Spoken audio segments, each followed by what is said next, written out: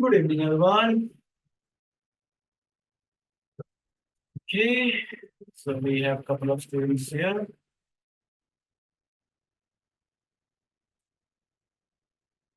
Let me know if I'm audible, visible, screen is sharing, everything is working fine.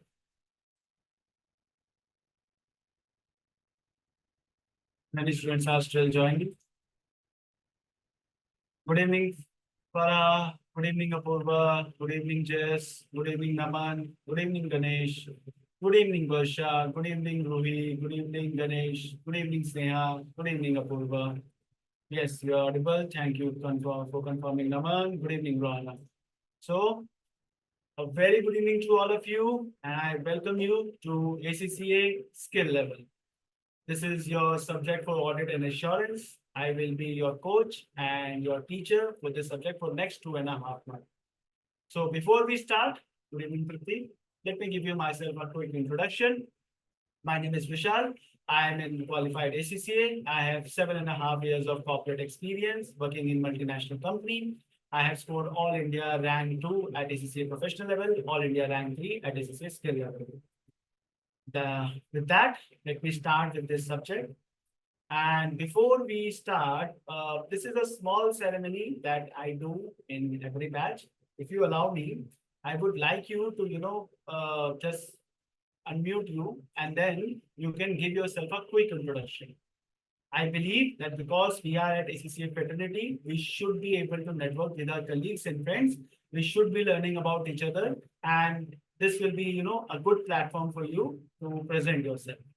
So if you want, I can basically, unmute you, anybody who's interested. I would definitely encourage you. Just a small ceremony before, we dive into the audit and assurance part. What is audit? What is materiality? What is post-charge with governance? What is assurance report? Stakeholder, risk, significant risk, internal control, the procedures auditor will perform, test of control, substantive procedure, and etc., etc., etc. Basically, the list will go on. So before I start, it is basically my humble request to, give yourself this, opportunity and unmute yourself and give yourself a quick introduction. This is the small thing that I do before I start the batch. So anybody who's interested in giving themselves an introduction in front of the entire class, do let me know. If you don't want to, that's fine. That's not a forcible thing. It's just a recommendation from my end. So anybody who's interested, you can raise your hand. Let me know. I'll unmute you. Okay. Just raise your hand. I can see students are commenting yes. Who wants to go first? Apurva, should I start with you? Okay, Naman says Naman has raised his hand. So Naman, over to you. Hello, sir. Good evening, everyone. Hello. Sir, am I audible? Yeah. You're audible, Naman. Okay. Myself, Naman Jain. Mhm, I I brought up and born in Delhi. Currently, I'm in Hyderabad. I'm doing my MBA from mhm. Boxing University. I already completed my 8 papers. This is Okay. my last paper of skill level. So Oh, this is all about me. nice, very nice, Naman. And what about your, your college life or let's say any working experience you have? Okay, fine, that's fine. Uh, so Sneha, you want to go next? Sure. Hello everyone, I'm Sneha Singh. So I recently graduated this year only. I'm working right now in CS Mhm. and I've also completed 8 out of 13 papers. Okay, So I okay. graduated from Hindu. Okay. Yeah. Yeah, sure. Yeah, thank you, Sneha. Farah, I will be the one who will be unmuting you. You just need to raise hand and I will unmute you. Okay. So thank you, Sneha, for the introduction. And I can see students at the skill level are already done with their most of the, exams, and that's a good thing to know. If it is your first paper, before I, go ahead and basically start for the other people, just one moment. If this is your first subject, then at the skill level, then I would recommend stop yourself and go back to financial accounting. Many people, they believe that, okay, when they are completed with their financial reporting subject, they should start with the audit subject. But based on my past experience, based on the question, basically I have tested for the students, based on their, the review that I get from the students, I have understood one thing that student lack basically in the financial accounting concepts. If I talk about basics of non-current asset accounting, inventory chapter, provision, event charters, reporting date, these are some fundamental concepts which are covered in your financial accounting. So my humble and personal request to you that please, if you want to excel at this subject, do revise your financial accounting. Many of you would believe, see, I have completed my financial reporting, so what's the big deal? Let me tell you, let me clarify this thing for you. Financial reporting is an advanced concept. There you are tested on financial instrument, consolidation, foreign exchange, maybe employee benefit, earning per share, and so on and so forth. These are some advanced reporting concepts. But in advanced audit and assurance, what we will be doing, we will be understanding management system. What is basically goods dispatch note, what is good receipt note, what is purchase order, what is basically sales order, how the entire accounting goes through them. So we will be going through that. Okay. So it's much better if you revise. And because you're already at skill level, it will hardly take you 4 to 8 hours. So because this is an introduction class, so definitely will not be going into much detailed concept. This will be just an introduction. I'll be introducing you to multiple sources, ACCA Study Hub, BCC Practice Platform. Many of you are already aware, but I will be, this is because this is my responsibility, so I'll be going with that.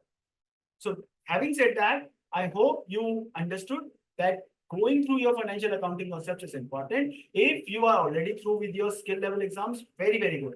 But just, do not take this subject lightly. This is the only subject at skill level that has 70 marks weightage for the writing. The average score, okay, I'm not scaring you. This is not to scare you, but just to let you know. The average good score, please listen to my word, average good score in the other skill level subjects, let's say financial reporting, or let's say financial management, performance management, is somewhere between 75 to 85. Average good score. But when I talk about audit, suddenly the average good score shifts from 75 to 60 and the upper cap goes to 75. Why? The reason is not that the exam is tough. The reason is that many students are not good at expressing themselves. I have tested students' paper, and based on my past experiences, I can say that you need to improve and you need to work on your writing expression. Just selecting option will not work here. Okay, definitely I will be your guide here. I will be helping you with that, so don't need to worry about it. Okay, I hope I was able to clarify some of the doubts pre-starting. Now, over to you, Apurva. Sorry for making you wait. So, Apurva, please go ahead. Good evening, everyone. My name is Apurva. I am from Punjab. Right now, I am pursuing my BCom along with ACCA, and this is my 7th subject right now. Okay. Very nice, Apurva. Thank you. And I would also recommend other students, those who have done very good, please also give you some background about college or let's say your working experience if you want to, because that will also help other students to understand. Ishika, your turn. Hello, good evening, sir. Good evening. Sir, my name is Ishika. I've been born and brought up in Delhi. This is my 7th paper in ACCA. I recently gave my FR and FM exams, doing BCom alongside. I've been your past student for the law exam. Okay. Yes, sir. Okay, so thank you so much for the introduction, Ishika. And as you have just given for the exam, so my best wishes for the upcoming result, which will be in the month of October. So all the best luck to all the students who have applied for their September exam. And I hope that we basically, study together and are able to easily clear the December month exam. Okay, Tipti has given her introduction. I am from Uttar Pradesh, but born and brought up in UP, in Badi, Himachal Pradesh. I am 12th class and currently got admission in Punjab University, Chandigarh. Okay. Thank you, Tipti, for the introduction. Sahaj has also given an update for financial reporting, waiting for the result. I go with AA or choose PM, FM. I'm still little weak about the theory part. Sahaj, to Sahaj and to everybody who feels that this is a theory subject, if you feel basically theory is something that you try to read, if that is the theory, then yeah, you can call it the subject of theory. But trust me, this is one of the most practical subject you will basically understand. Because in this subject, you have to have a practical knowledge. The tough part about this audit and assurance now that I basically have observed about students. Students fail to relate the audit scenario in the real life. Like how real life basically scenarios are going, and students are not able to relate them. But that is why I'm here, right? So we will be trying to understand the practical aspect of the audit. See, from the day one, I am recommending you not to memorize. But from the day one, I am trying to recommend you start practicing questions. Whatever topic I cover in the class, I expect you to revise by the end of the class and practice questions, especially writing part, and especially on the computer platform. So let's go ahead and basically start this subject. Okay. Good question by Apurva, whether to prepare notes based on laptop, whether to handwritten notes. I leave the choice to you. Let me tell you how. I will be introducing you multiple sources. ACCA Study Hub, the primary source, my notes, which I will be sharing with you, and DPP. You also have the option to buy, Kaplan book and basically study from there. Anywhere you want to study. My recommendation is at the end of the syllabus, you should have one single source where all notings are there. Let's say be it in book, you want to highlight, you want to write, up to you. You want to prepare a short summary, up to you. So that just before the exam, just before the last week of exam, you are not going through multiple sources and you have one source to study. Okay. Let's say we will be having multiple sources. I will be coming to that. So how do you tackle this situation where you need to basically take up a couple of study sources? Because you have limited time. And when you are paying for audit and assurance, it requires you to dedicate the time for audit and assurance. Now, how will you manage that? That is what I will be recommending. Okay, should we start? Everybody ready? Okay, so let's start with the subject. Just give me a second now.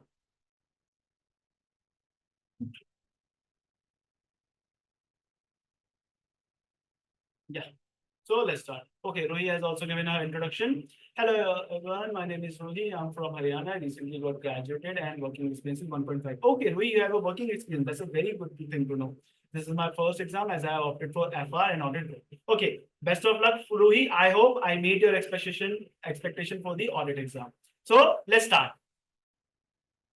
Okay, Ganesh also have given his introduction. Hello everyone, I am Ganesh and I have completed my CFP in 2010. Oh, Ganesh, okay. And I have since worked in outsourcing company. For the past 10 years, I have focused on UK financing accounting. Recently, I paid for my financial reporting on 4 September. Okay, so my basically best wishes to Ganesh for, for his financial reporting exam. And, the way you have described your profile, Ganesh, that basically shows me that you are my senior because I started my studies during 2012. So definitely, I will be. Maybe you will be able to share something inside from me. Okay, so let's start about this subject. Enough with the talk. Now let's start. This is an introduction class, so let's understand this audit subject exam. So definitely, this is a skill level. First of all, do let me know that screen is visible now. I am starting to explain. I hope the screen is visible, everyone. Yes, okay. Thanks for confirming, Omar. Now, this is a skill level paper. This will be 3-hour paper. Those who have already given skill level exam, they already know, nothing new for them. But students who are just starting with their subject, this is a 3-hour exam and it will be computer based. Yes, you heard it right. Though you are guys already aware about it, right? You have come from the knowledge level. The change from the knowledge level is that it is from not 2 hours, now it's 3 hours. Second change, that the entire knowledge level is objective based. Okay, objective based question. But no, here the entire basically subject would not be objective based. It would be basically divided into 2 categories: objective and subjective writing. Okay. Please don't mind my writing, huh? So in audit exam, there will be 2 sections, just like any other skill level. Section A, section B. And in section A, you will have 30 marks, 30 marks objective question. And in section B, you will have 70 marks writing portion. So in audit exam, you are supposed to write for 70 marks. How we will be doing that? I will be showing you. Okay, passing marks is 50 in all ACCA exams. If you need to clear ACCA exam, it should be 50. Okay, I know for some of you might be this is boring, but please let me introduce this subject. This is important because this is an orientation that every student require. Okay, I need to carry this for every student. Now, what will happen in the section A exam? There will be three major question of 10 marks. You will be given basically a simple case study, and based on that, you will be asked basically 10 marks questions. Basically 2 marks, 3 marks, 4 marks, depending on the section. Okay, in section A, you will face 3 major questions consisting of 10 marks, and those 10 marks will be divided into 2 marks, 3 marks, depending on the question requirement. And then in section B, you will have to have a constructive response or subjective writing, whatever you want to call it. 1 question of 30 marks and 2 questions for 20 marks each. Okay, 1 question for 30 marks and 2 questions for 20 marks each. Anything? No direct MCQ. Yeah, this is what is MCQ. If you are confused, Apurva, this is MCQ. This is your MCQ. This objective type question, this is basically MCQ for 30 marks. Yeah, in financial reporting, you have 60 marks MCQs, right? In audit, you have only 30 marks. No case study. Okay. So don't worry, in this 30 marks, in this 10 marks, 10 mark question, there will be some direct knowledge questions. Don't worry that. It's not like they will only ask you case studies, a very, very small para. Don't need to worry about it. Let's say I talk about internal audit, I talk about, non-executive director, and then basically I start asking you general questions about audit and internal audit. Don't worry, I'll be showing you. Okay. So it's not completely case study based. The complete case study base would be this portion, 30 marks and 20 marks. Here, major questions can be asked: planning, risk assessment. Okay, risk assessment. Here you can be asked questions about internal control, audit procedure, okay, assertion testing. Vishal, what these are? Don't worry, I haven't told you. I'm just teasing you that, okay, these things will be coming in your audit subject. But Vishal will want to know, don't worry, I'm here. I will be guiding you one by one. So far, exam format, exam marks, sections, the type of question coming, is it clear? I don't want a repetitive question on this. So are we clear with this? Clear? Now, second section. Syllabus area. What is the syllabus area you will be testing? Okay, this syllabus area is there, let's say audit framework, planning risk, internal control, audit evidence, blah, blah, blah. Okay, understand. Let me show you one more screen from your book, or let me show you basically ACCA portal itself. What is the syllabus? Anyone, confusing you about what is the syllabus? Syllabus has changed, something is there, something is not. Student get confused every time. So let me tell you one, a very clear way that you will never be confused going forward, that what is in your syllabus and what is not. Do you want me to tell you about how can you know what is part of the syllabus and what is not? What if basically I prepare today, till what time I can give the exam, right? So let me help you with that. Again, I know many, skill level students are feeling, okay, what Vishal is talking about, we already know about this, but please, bear with me for some time. Okay. No, I'll just show you the screen from starting.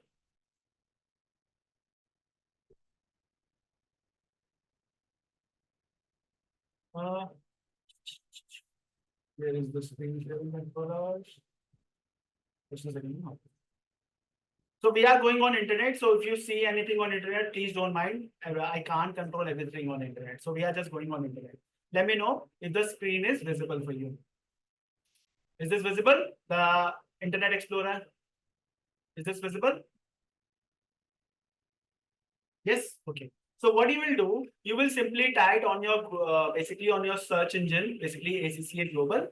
I'm just typing. I'm just introducing you this portal. This is a magnificent portal. If you haven't basically familiarized yourself, please do that. Please do that. This is very must for you. Okay.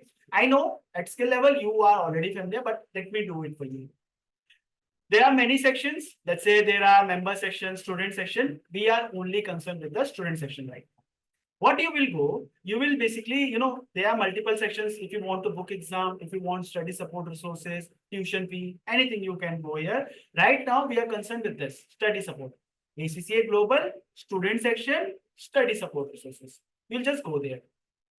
In study support resources, now you have three options: ACCA qualification, foundation level, diploma, financial reporting. These are three different categories. In case you want me, do let me know. I'll explain. But right now we are concerned with this ACCA qualification. Let's go here. Once I click on ACCA qualification, you can see I have, a pool of resources for study. If I want to study business technology, management accounting, financial accounting, law, performance management, taxation, financial reporting, audit assurance, and so on and so forth. Many things available for you. We are concerned with audit assurance right now. So far what I have done, ACCA Global, student, study support, gone to ACCA qualification, and now I will be going to audit and assurance. Why I'm guiding you here? Because many students struggle with, searching for the data or searching for the reports they need. Okay, so please allow me this to, introduce this to you. Here is your audit and assurance subject. Now, there are multiple components, and today we will be familiarizing all these components because they are very important tools here. Okay, like syllabus area, like, your examiner document or examiner team guidance, very important for your exam. And then basically technical articles, very important again from the exam point of view. And there is a CBE practice platform on study here. I'll just introduce everything to you. So what you will do, if you want to know what is your syllabus area right now, go to the subject, let's say audit assurance, go to the syllabus area, okay? And here you will see your syllabus, September 2024 to June 2025. Because we understand that ACCA conducts exam every quarter, September, December, March, June. So what you are studying today, that will be applicable till June 2025. This is given on the ACCA website, so you don't need to believe to anyone else. What you are studying today will be applicable to June 2025. Clear now? Now, just click here. This is a very detailed document about your syllabus. Let's say, let me just open this here. So, audit assurance, syllabus and study guide, September to June. So, once your June exams are over, the content you are reading will not be basically applicable for going forward. From September 2025, new syllabus will be applicable. Okay. So there are many things in this. I will not be going for this for you. You can basically have a look at yourself. My purpose is to show you one important concept. Okay, this is the syllabus you will be tested on. This is the basically concept of audit assurance, obtain acceptance. You can read it from there. Okay, because this is what we will be learning overall. Now, where should I go? This is the 6 basically skills you will be getting after the completing audit subject. Knowledge applicable, blah, not interested here. This is the syllabus area. Now, pause yourself. Your entire syllabus, what section you will be tested on is given here. Syllabus, audit framework, planning risk assessments, internal control, audit evidences, review and reporting, employability and technology skills. Okay, their sub-contents, basically professional ethics, external auditor, corporate governance, audit procedure, subsequent event, going concern, everything is given here. Okay. If you want to get more detail, there is a details section that for the concept of, let's say, audit and assurance, what further section you are supposed to read. Okay. What external audit support further sections you are supposed to read. What professional ethics sections you are supposed to read. You are confused? Always check this. Okay. But Vishal, how will we know what was previous and what was current year? Because this seems to be very detailed now. How do we know the difference? What is the addition? Don't worry, I have got you covered. What you will do, just scroll down a bit, scroll down. Don't need to look at this. If you only want to focus on changes, scroll down. And here you will see a summary of changes. Summary of changes to what? From previous year's syllabus to current year's syllabus. Okay. So if let's say I want to give exam post June 2025, in September, June 2025, what I will do? I will simply come here in summary of changes and see the area that have changed. You can see definitely there are some areas that have changed, but what are the areas? Basically in professional code of ethics, there is a additional content added. In audit evidences, automated tools and techniques, there is an additional content added for this year. And we will be studying this year. So you don't need to worry. We will be covering the entire syllabus up to the date. But anytime anybody fears you, anybody confuses you about syllabus change, just come to the ACCA Global from the student section, study support, qualification, ACCA qualification, audit assurance subject, and then syllabus. Here you can see whether there was any change or not. It will be authentic because it is from the ACCA. Is it clear? Any confusion here, anyone? And this is not for audit. This is for every subject. I hope this was useful for you. I hope many of you are already aware, but for some of you, this was new information. Yep. So if you are going to study for SBR, SBL, AFM, audit, any subject, just come here and see the changes. Let's say you want to understand whether you can use previous year book. Many students get this question now, whether we can study from the previous book. This is a hint. Just go to the summary tab, see what are the changes. Right? Just go to the summary tab and see what are the changes. And that way, if I read this, now I can use previous year book also. Okay, this is not my advice. Huh? You choose according to your discretion. Now, I'm not saying anything. Okay. So please do inculcate these changes. Now rest is your decision whether you want to use previous year book, current year book, completely up to you. This is a very important change. I'm not going to explain now. Once we have covered this change, then we will be coming back here. This is a very, very important change coming from 2023-2024. Your financial accounting syllabus changed, and this is where this changed. Your audit changed. And that's why I say cover your financial accounting, revise your financial accounting before starting audit. Let me show you how. One more proof, if you don't believe me.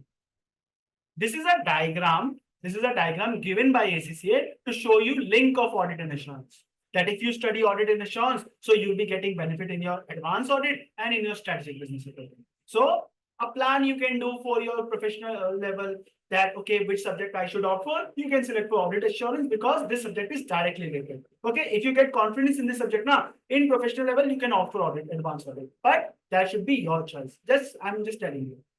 Now, here you can see financial accounting, what? Financial accounting directly linked to audit assurance. So if your financial accounting concepts are clear, then audit assurance will be easily for you.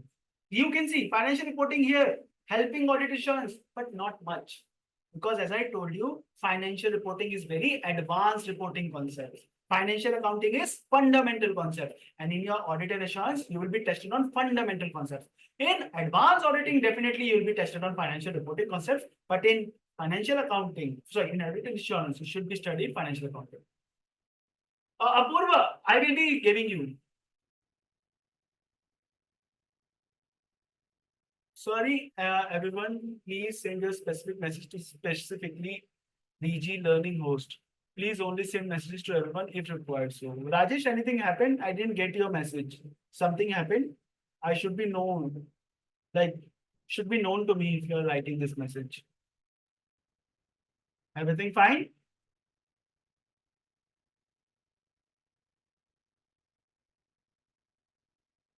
Okay, not clear. So, Apurva, I will be covering that part. Where can you revise the subject? Where can you get the previous book? Okay. Unable to unmute? Sure. You want me to unmute Rajesh? Yes, Rajesh, please tell me. Yeah, actually, I'm getting everyone's message on my screen. So, I mean, lots of persons are sending messages to you, I think, mentioning yes, sir, yes, clear, and all of this stuff. Okay. So I'm just requesting everyone to send specific message because we have options to send messages to everyone as well as to VG Learning Host, I mean to you. Right. I'm just requesting everyone to please send their messages to you what only. You can do, Rajesh, actually, the problem is that this is a general chat and this is the way I interact. I understand that you are requesting students to directly send messages to me. But sometimes messages basically read by others can help, other student also. So I would not be. Yeah, right. But in that case, if it is required that if I'm sending messages and if I want that it should be, I mean, communicated to everyone, then it will be beneficial for everyone to, reach them. So there is an option to send everyone. I understand what you're saying. That's okay. That's all, nothing else. Yeah, no worries. No Thank worries. you. That's a fair point. But let me know if you are basically are not able to find the option where you can basically remove the conversation. So in any case, let me just help you. If let's say you have any generic message, you can send directly to me. But some messages I would definitely request that you share with everyone. Okay, let's say if you have a question, a reasonable question, then share it with everyone. In case yes or no, you can directly send it to me. Like that, this is what Rajesh is asking here. Okay. Fine, but Rajesh, I would request in case you are basically getting, there is an option where you can remove these chats if you want. Okay, but okay, let's try. Let's go ahead. Now, coming back, what we have covered so far. So, syllabus area done. What syllabus will be covered? Do read it. Don't worry, we will be covering it anyway. So, I'm not basically talking about frame and regulation, planning this, because then I will be, explaining these points to you. Okay, so syllabus area, something we can cover later on. Now, second part, useful resources. I just, showed you ACCA. So let me show you the ACCA Learning Hub at technical articles. Very important, very important. So this is very, very, very important. Those students already aware about it or basically have already, at skill level. So they are already aware about it. So let me just show you these very, very important rules. Now, coming back, audit and assurance. Again, student, studies, report, support, qualification, and then audit. Now, what we will be studying, focusing on? Syllabus part is complete. ACCA Study Hub, technical article, and examiner report. Very important rules. So let me first of all cover the technical article part. In technical article part, what you will do? ACCA members, let's say me, I'm an ACCA, I'm not ACCA member right now, but I'm soon going to be an ACCA member. If I'm an ACCA member and I have basically, past industry experience. So what I can do, I can write about that industry experience. Let's say members or basically, ACCA, basically employees, they write these articles and these are very, very insightful. Let's say you want to dig up about a concept, audit risk. What is audit risk? Let me click here. So there will be a guideline. There will be an entire paragraph explaining the audit risk. You can read this for yourself. Let's say you have already understood the audit risk. Now you want to explore more. So go through this article. This article is basically written by a member of the audit exam team. Okay, there is an audit exam team now. They write this article. And the best part about this, that let's say they have given the audit risk, they have given the all the observation, analytical procedure, understanding entity, how to understand audit risk, business risk, etc., etc. So once you read that, first of all, your concepts will be clear. Okay, because you have already studied from book and now you have studied from the technical article. Just go and read. Don't try to memorize anything there. Just try to read it. Okay, this is what I have understood. Second thing, once you're going through this technical article now, to promote this technical article, sometimes ACCA take questions directly from this technical article. Let's talk about auditor's liability. Okay. So if there is any new topic introduced, ACCA post a technical article on that. Read those technical articles because there are high chances that those technical articles, let's say this is a case study, you might see that this case study might come in your exam. I'm not guaranteeing this. Yeah, you saw this in performance management exam. Thanks, Apurva, for confirming. Apurva is saying that she saw that technical article actually came in exam. Thanks, Apurva, for confirming. So this actually helps. So don't leave this technical article, guys. This is given by ACCA and this is given for you a reason that they want you to enhance your knowledge. And it is not a waste of time. Trust me why. Because if you're revising now, whatever topic you have read, just come here and revise from it here. Very easy. You can use your Apple Pad or iPad or Samsung Pad, anything. Use it on your pad, or let's say you read it on computer. You can also read it on your mobile anytime. Just use it. It will be helpful for you. I would not recommend to ignore you. I will not force you to read them. I will not be covering them in the class because these are detailed one. I will already be covering the syllabus. But my recommendation is please go through them at least once. This is a request. A humble request from you. Now, whether you take this advice or not, whether you will be busy with other subjects, you have other things to do, up to you guys. I just leave it to you. It's very good content, and you don't need to go through every article. Trust me, you don't need to go through every article. Whatever topic bothers you, whatever topic you're not comfortable with, come here and read it. It's not like you have to cover everything. I understand this is a very comprehensive thing. So whatever topic you feel, okay, professional skepticism, a good topic, because professional skepticism is where students lack clarity. So let's read it. Got it? So please use this technical article and use it wisely. Study this course. Okay, technical article clear? This technical article will be helpful. Second part, examiner's report. Now, I cannot emphasize enough how important it is to read examiner's report. This examiner report now, let me tell you why. I was giving my exam. It was very starting up, and I had this question. My English is not that great. At skill level, how will I write? How to complete the exam? What are the common mistakes of the students? I read the report and you don't believe how much clarity I got.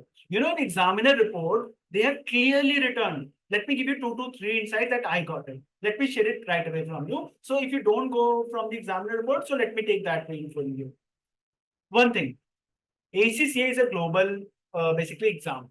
It happens not only in India, it happens in basically, let's say, Australia, UK, Ireland, Mexico, multiple countries at one time. Right? It's a global exam. So ACCA acknowledge that English is not your primary language.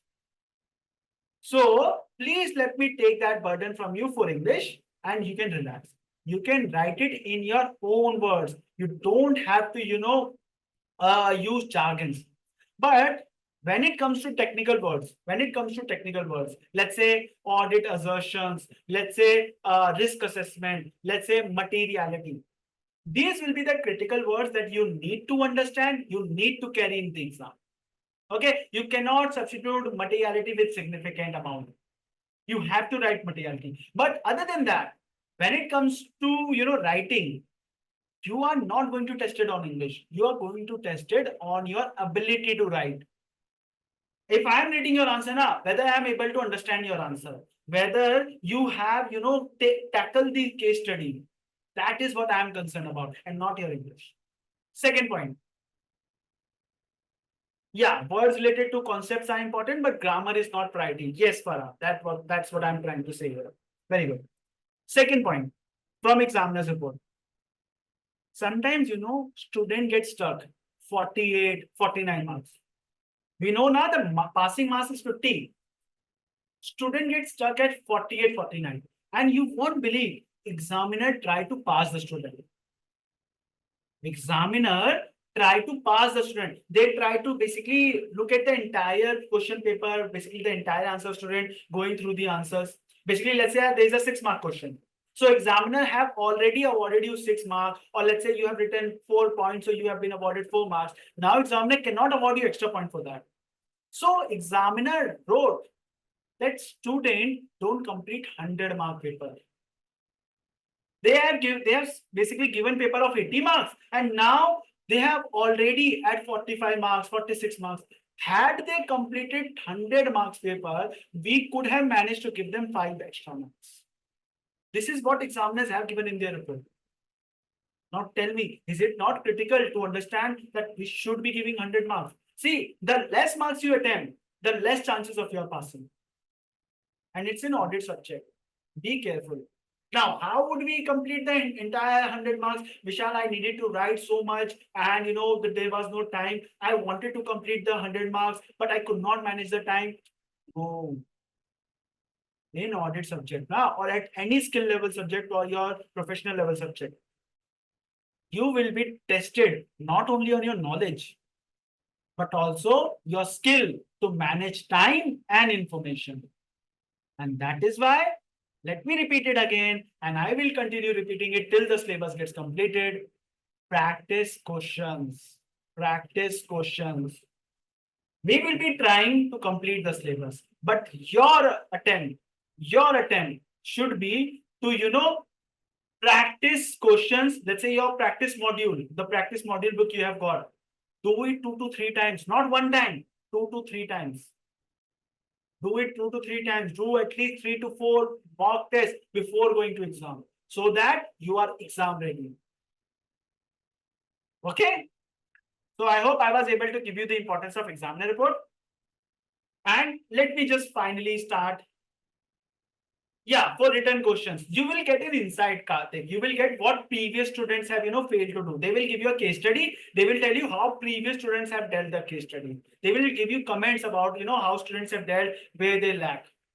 Okay. So enough with the examiner report. I'll just show you how to get the examiner report. Let's say March 2024 report. Let me just show you quickly.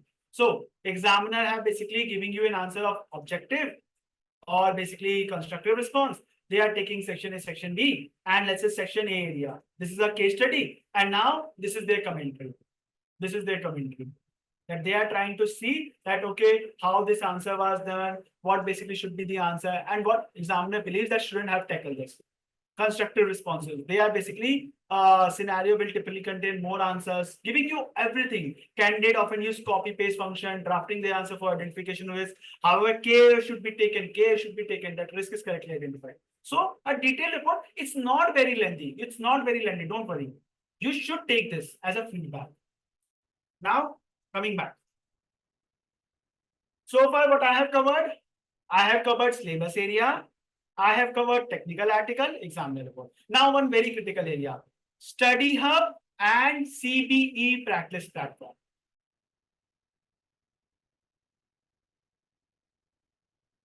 Yes, definitely, Apurva. This is part of the syllabus. Helping you solve how to solve the question, how to write question. It is part of the syllabus. Don't worry. Now, study hub and CBE practice platform. Last two things, I promise. After that, we'll take a break and we'll start the class. I know many of you are eagerly waiting, okay, when we will start the class. But I hope you understand that this is an introduction class and I don't want these doubts to be carried forward. Okay, you get confused throughout your audit, throughout your other subjects. So this is my attempt. Maybe you might not find it useful, but this is for everyone. Okay, I hope you realize this. Now, what you will do now? Go to my ACCA. Just, my ACCA, you can go anytime. Go to ACCA and here my ACCA account will be there. You are given credentials. Just a second, it's taking time. Yeah, it's here. This is just like Facebook login, Instagram login, your normal, basically, social media login. There is an ID. In this case, I have this ID. Okay. I will be pressing my password. Definitely, I can't show my password and I will be signing in. In this study hub, there are very, very important tools and I want to discuss them. Even for your exam, there is a very important tool for exam. Again, it's saying good evening because we are in India. Right now, it's evening time. It's showing my status as affiliate. I have not applied for membership. Please don't ask why I have not applied for membership. I have my own reasons. Just for your reference, I will be a member by the end of December. Okay. My qualification, go to my qualification section. Okay. ACCA says I'm ready to become a member. I have completed my 3-year PR requirement. You can see this is already signed. I have my 13 exams completed. I hope you are liking this circle. Don't worry, it will be with you very soon. I have completed my ethical module. Okay. Now, when you are at my qualification, you will see these options. Okay. A very, very important tool. Hopefully, this will be soon with you. This circle will be soon with you. Now, what you can do, you can just click on ACCA Study Hub, Center Complaint, Mitigation Circumstances, CBE Practice Platform, On-Demand Practice Test. This On-Demand Practice Test is for knowledge level, not your requirement. You don't need this basically On-Demand Practice Test. This is for knowledge level students. CBE Practice Platform, Mitigation Circumstances, Center Complaint, ACCA Study Hub. Let me take care of them one by one. So click on ACCA Study Hub. This is basically from 2023-2024. ACCA has given their own study material. Right now, there are two popular basically study sources, Kaplan and BPP. You can study from anywhere. In the class, I will be covering BPP. Vishal, what about Kaplan? Don't worry. The purpose is to cover the concepts. If your concepts in BPP are clear, then your concepts in Kaplan is also clear. Okay. Practice kit, I always recommend do for PPP, but study her basically workbook you can use for Kaplan student like the Kaplan book because it's easy to understand. But I feel PPP is a professional language and I like reading it, so I will be teaching from the PPP book. Okay, so anywhere you can understand the concept from Study Hub, from BPP, from Kaplan, any study source, as long as you understand the concept.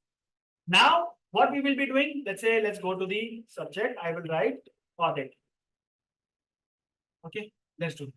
So you can see the audit subject, audit subject, audit subject, and audit, advanced audit, UK audit. You can see all these options have come to me. What I am interested in, I am interested in this audit and assurance 2024. I'll click on study. Just click on study, your audit subject is there. And once this is open, you can see there are your chapters, so many chapters, but don't worry. In your book, this is 20 chapters now. So these 20 chapters are further split. It's not extra syllabus. It's just that same chapter are split into multiple chapters, nothing else. What I'll do, I'll just go ahead here, chapter number 1, audit assurance, basically giving me first a synopsis. Then talking about external auditor. And you know what is interesting? I can give the confidence level. If after reading this chapter, after reading this page, I feel high confident, I will be saying high. If I don't understand things or basically I'm not basically managing medium or I'm basically not able to understand anything, I'll mark it low. Okay, let's say I mark it high, I mark it low. Now, what is the benefit? Let's say after reading the chapter, if you see this, you can see where are my weak areas. Oh, I need to revisit again. Oh, I need to work on this again. Okay, so if you want, you can cover your chapters here. This is free. Once you are registered, this is available to you. You can just go to My ACCA, select ACCA Study Hub, select the subject, and it will be available to you. Understood?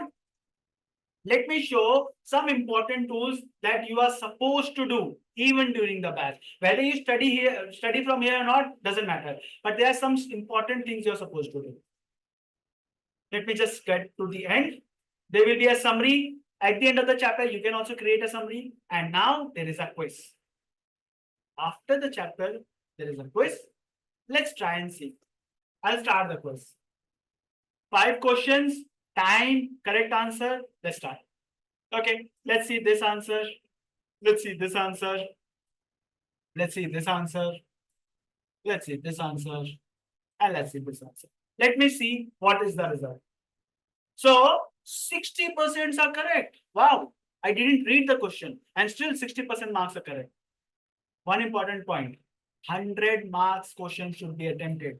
If there are MCQs now, select all the options even if you don't know. Complete, don't leave. There is no negative marking. Complete all the MCQ questions. Even if you don't know, you might score something. Leaving any MCQ question is insane, is stupid right away. Okay. Now you can come and review why your answer was incorrect. Okay. Why this answer is incorrect and what was the correct answer and still the explanation. Okay. After each chapter, you are given a quiz. After each chapter, you are given a question. Maximum 5 questions. One thing is that. Second thing, there are additional practice questions. These are 5 questions now for each chapter. Now there are additional 5 questions for each chapter. You can see chapter number 3, 5, 5. Chapter number 4, 20 questions. So do utilize these questions. Get clarity. Once you study now, you understand the concept. That is not enough. Let me tell you, that is not enough. Practice the questions, only then you will get the clarity. So please practice them. Do let me know you get any doubt. I will be here to solve you. If not in the class, on the WhatsApp group, you can directly message me and ask me questions with the screenshot. Student ask me questions every time. So please go through them. By the end of the syllabus, before appearing for your exam, you should be able to complete all these questions. You are supposed to do it. Second, your passing percentage.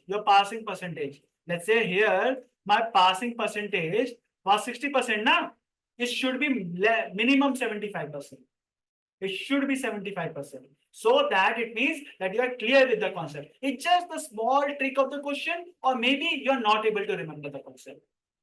Only these are the cases where you are getting 75%. Otherwise, I would definitely say 100%, 80%. But let's be reasonable.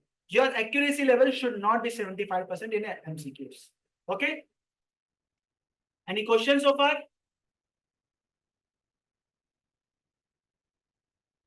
Yeah, sure, Farah. I'll just repeat that.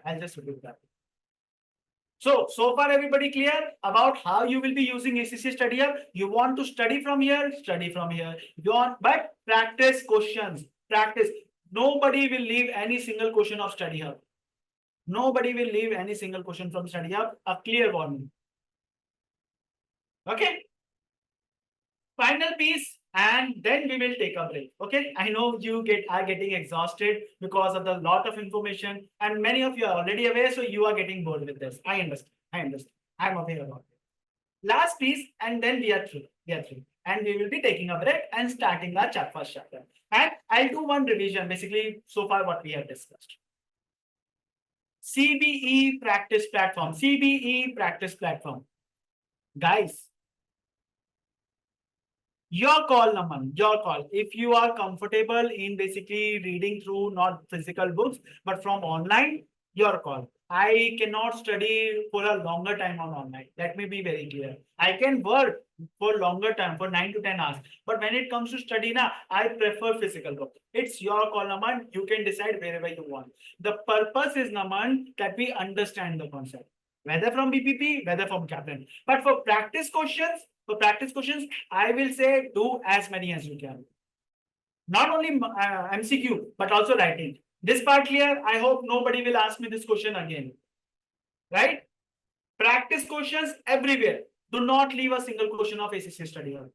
Now, for basically practice kit, BPP practice kit is enough. But still, if you don't feel confident, do the mock test or maybe Kaplan questions.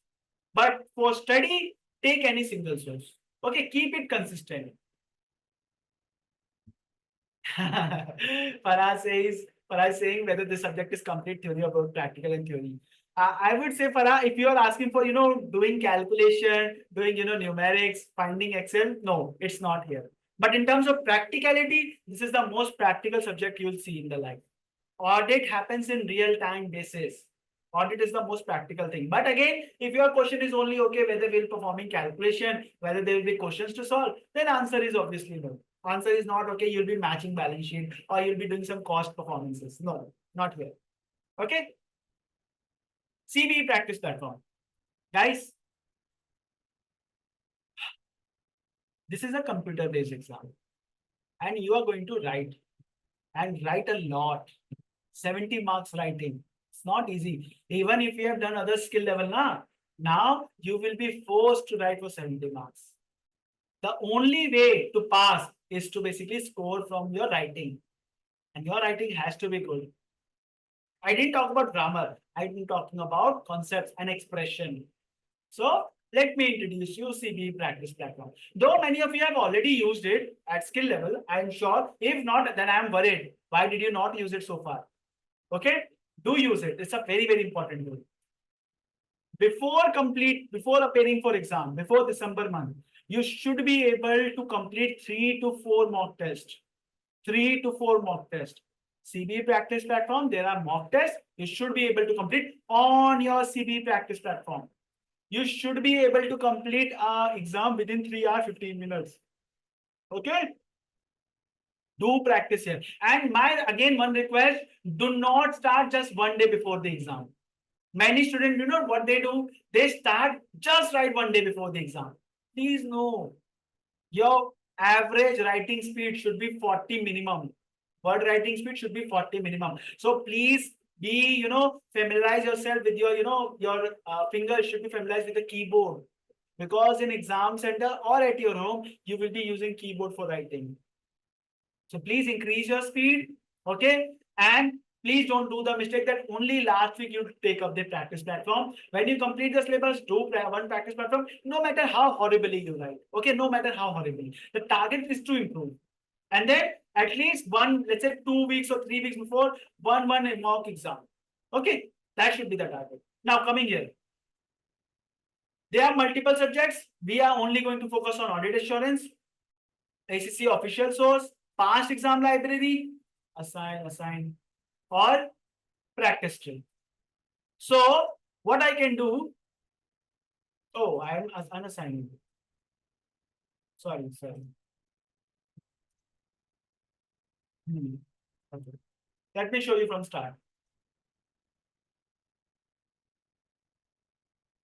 Which exam is time? All exams are time, basically. Exam time is 3 hours.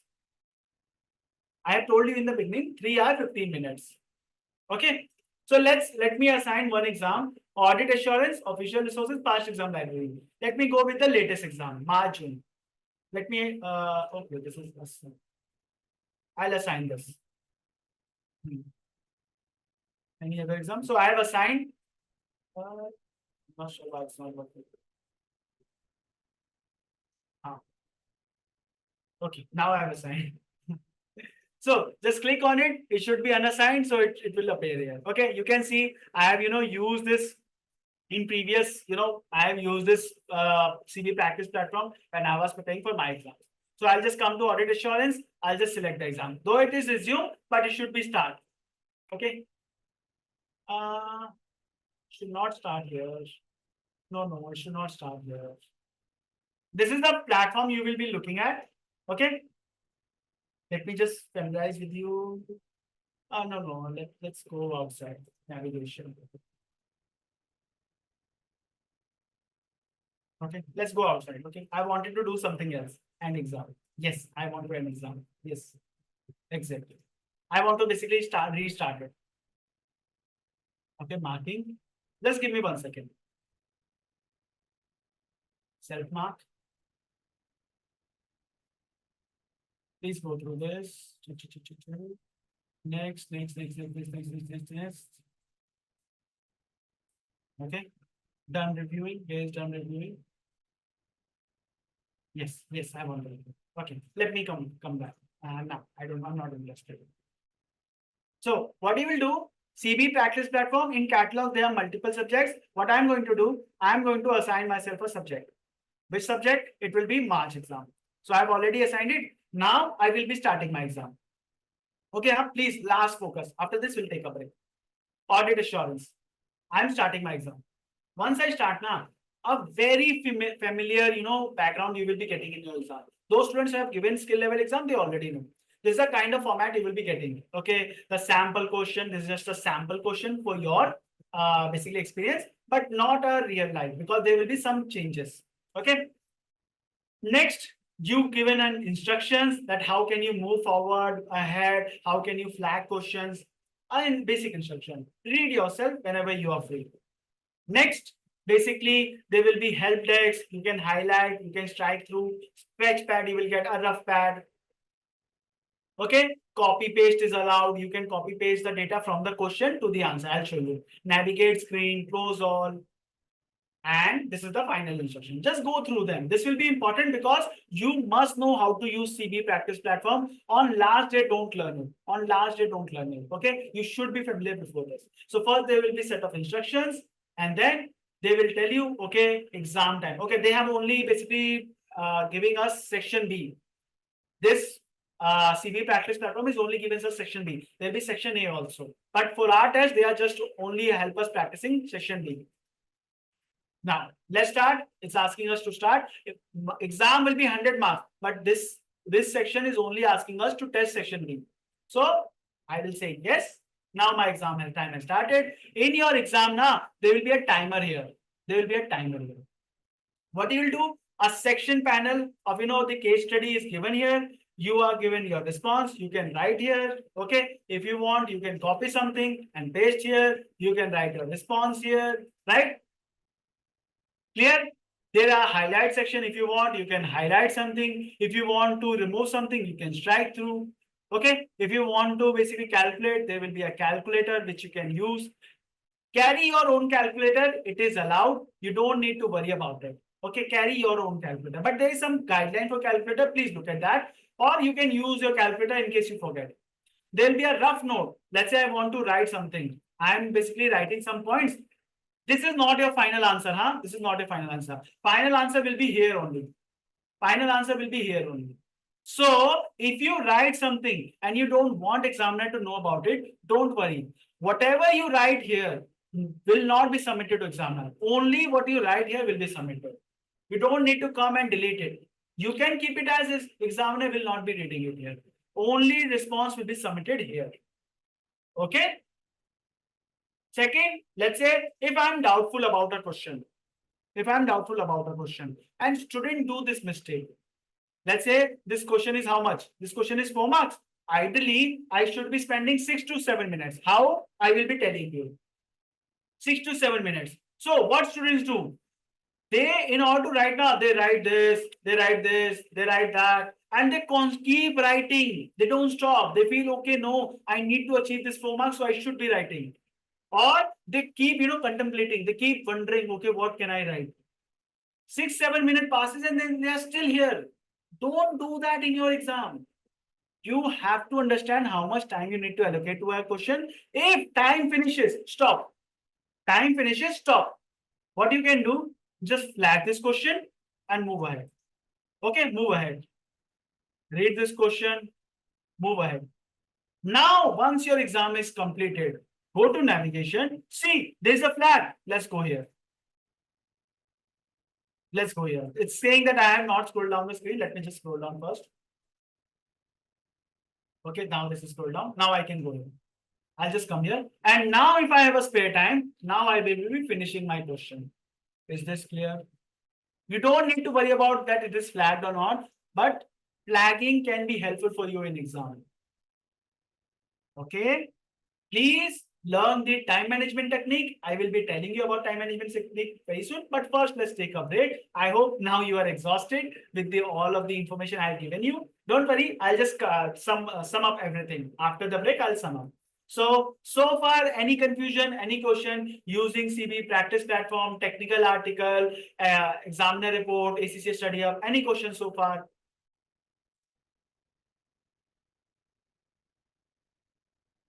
Flag question is for your reference, Omar, only.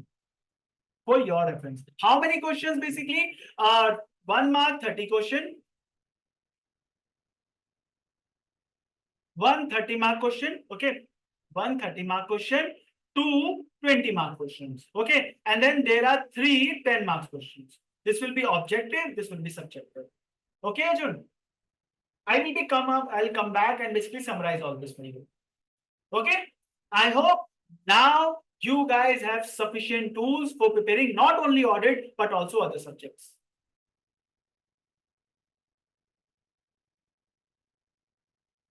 In exam, it says that. No, I remember when I gave the exam, I can flag the exam. I could flag a question and I didn't need to unflag it. Okay, maybe. But I hope the purpose of flag is you have understood. Okay, it says, okay. It's an option. Okay. So I hope now you have understood the purpose of the flag. If it says then you can unflag it, it's not a big deal. But I hope you know the use of flag. That whenever you are doubtful about a question, flag it. Write whatever you can, and then if time passes, move ahead. And once you complete the 100 marks, then only come back here. Okay? Yeah, we can flag, unflag it, but is it mandatory before submitting exam that we have to unflag it? I don't think it is. It was never asked in my exam. I have also given the exam of ACCA. No, it's not, because I have never experienced it. Omar, you can flag it and you don't need to unflag it. If you want, you can do it, but you don't need it. Okay? So, let's take a break. I know you are exhausted and I know many of you are eagerly waiting for the subject to start. We'll start. After the break, 5, 10, 20 minutes more and then we'll start. Okay? So, I hope things are clear. Let's take a break. 10 minutes or 15 minutes? Tell me. I am planning 2 types of break. One is 10 minute each, 15 minute, 5 minute. What type of break you want? We'll be having 2 breaks in the class so that your mind is relaxed. 10 minutes, fine? Okay? Okay, so let's have a 10 minutes break. So let's start our 10 minutes break. After 10 minutes, we'll meet, and then after 1 hour, we'll take another 10 minutes break so that your mind keeps relaxing. Again, as a teacher, I am talking, so it's much easier for me than you as a student receiving this information. Okay. I hope the orientation is going smooth. Let me know if I'm fast. Let me know if I'm too slow. Let me know if anything is unclear. Okay, let's meet after the break. It's 6 to 9. Sahaj, it's 6 to 9. Timing, class timing is 6 to 9. Saturday, Sunday, 6 to 9, online class. Okay, let's meet after the break. 10 minutes break starting now.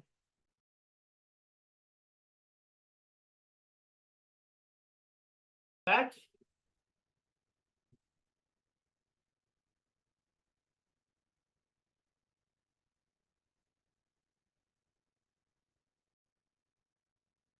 We're back, guys. Am I audible, visible? Everything fine? Okay. Do keep letting me know that any issue, okay? Because this is a technology we are using. Sometimes, the voice breaks, sometimes anything happens. Do let me know in advance. Right. Now, coming back here. What we have so far studied. So far, we were just doing our orientation for the syllabus, understood that the subject is of 3 hours, 15 minutes. It will be a computer-based exam. 100 marks is basically will be compulsory. There'll be no optional marking. Let's say it's not 150 marks, it's not 115 marks, and you have to obtain 100 marks. No, entire 100 marks compulsory. 50 marks is your passing percentage. There will be 2 sections, section 1, section 2. If you have already basically at ACCA skill level, then you might have seen, section A consisting 60 marks, but no.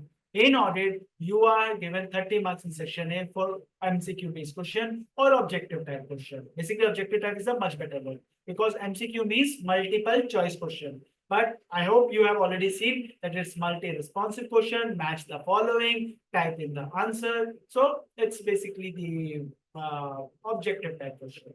In section B, you will be required to have constructive response, or I say subjective writing, that you have to write according to your subjectivity. It's subjective, individualistic.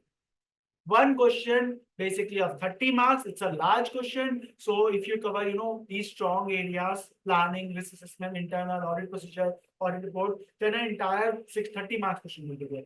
Definitely this 30 marks question will be subdivided between 16, 20, 5, 10, like this. Okay. This will be further divided, but definitely a major chunk will be here. 20 marks, 2 questions. 22 marks, basically covering the entire syllabus area. And in audit, student asked me, Vishal, what should be the important area? What should be the important part of the syllabus? I say what you are doing. Only important section is in terms of understanding the concept. But in terms of marks or in terms of questions coming in, exam, you are stupid. Anybody advising you is stupid. As a faculty teacher, as I've been teaching now almost for 2 years. I understand you cannot predict. You cannot predict. Having myself given the exams, even for ACCA, even for chartered accountancy, I was never able to predict. Whatever I used to plan, ACCA or any chartered accountancy body or any examination body would do opposite of it. Why? Because 150,000 students in one single attempt sit for exam. So they know what kind of prediction student would be doing. Okay, give themselves this much credit, that they know better than, basically they know you better than you in terms of what kind of planning you will do. I will leave this topic, I will be preparing for this topic. Okay, I will be focusing on this. Don't try to predict. Cover 100%. Your purpose should be 100% syllabus. Now, it's a human checking. One person would be checking your answer. I forgot to mention. This is computer-based checking. This is human-based checking. Syllabus area, again, we'll be covering the syllabus. You can read if you want. Useful techniques. I have already told you about technical article, study hub. Study hub is missing here. CV practice platform, examiners report. So I have basically covered all these major points. One important last point. Center-based versus remote-based. Remote is exam from home. Yes, you heard it right. You read it right. This is exam from home.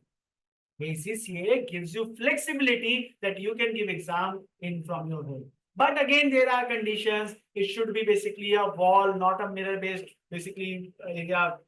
It should be locked. There should be camera where you would be, testing your system, showing the examiner, invigilator, right? No, there is no person outside.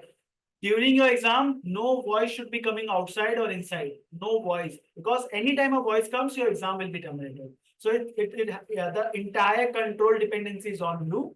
And here, center-based exam, I have myself given all the exam on center-based and never, tried with this home-based, because on the exam day, my theory is simple. On exam day, who wants to take, extra burden of hitting everything? But my friends and, people who have their own personal space, they have given from exam from home and their experience was okay. Some say great, some say bad because of the internet connectivity, everything. It is your responsibility. But in center-based, I have faced situation where computer stopped working, but I was not worried about it because it was the responsibility of center people. It was the responsibility of ACCA providing me scenario. The only thing I was worried about on my exam day was basically the syllabus and the content, and not the exam resources. Okay, so it is up to your call. I'm not saying it's a bad thing. ACCA has allowed it. It was allowed during the pandemic, now COVID-19. So now this option is continuing since then. If you want, you can give exam from home. It's a facility given to you. Decide for yourself which method you do. Just to let you know, I have given all my exam from center-based. I don't want to take any hiccup. But if you are taking a center-based exam, do register on timely basis. Don't wait for last date. I did this mistake. I'm from Delhi and I had to go to Punjab to give my exam. For one exam because I was very late for booking it. I booked it on the last date and seats were already filled. So if you're planning now, so plan it at least 10 days before. If you wait for the last day, seats will not be remaining. And either you will be going from exam from home or just like me, you'll be traveling, let's say Jaipur or,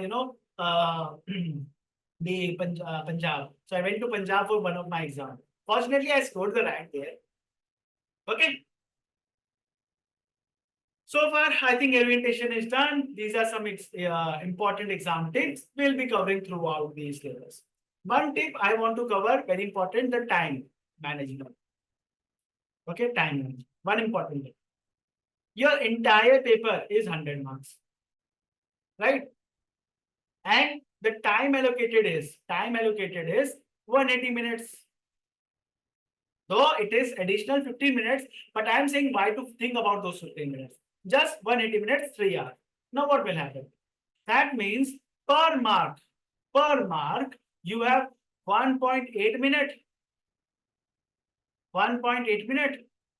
So it means if a question is of 10 marks, I should not be spending more than 18 minutes. Or I say not more than 15 minutes. Try to do a rough calculation. Don't try to be exact with it. So let's say if I'm solving a question, 15 minutes passed. Now stop. No matter how good points you have, no matter how much you more can write, no matter whether you are satisfied with your answer or not, stop, move ahead. If you want to achieve this 100 marks if basically this 100 marks paper, use this technique. And by God's grace, touch wood, I never left a single mark in any of my exam using this technique. This technique was told by my basically senior, by my that time faculty. So I asked them question like, how do I manage, because I'm not able to solve entire 100 marks paper within 3 hours. So he told me, don't write everything. Write what is relevant, Okay. And with that, whatever time you have allocated, if it is finished, move on. And this is the same technique I'm passing on you because this has worked wonders for me.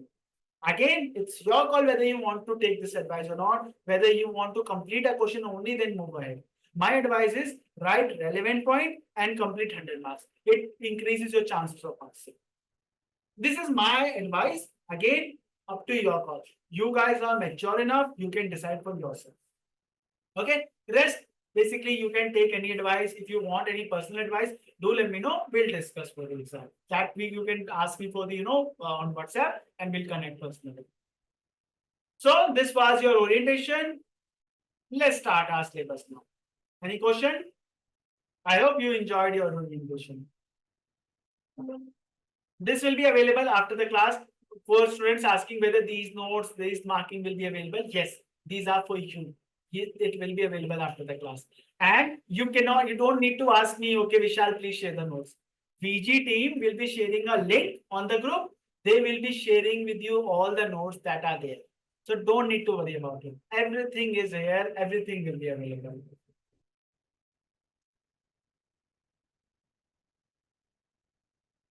Okay.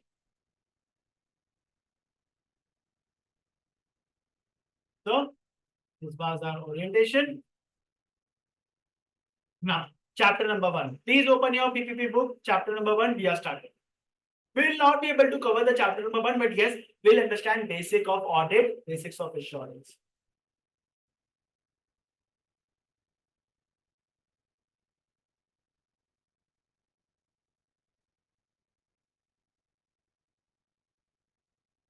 Let me open the note. Please open your PPP chapter number 1. We are starting with the chapter number 1.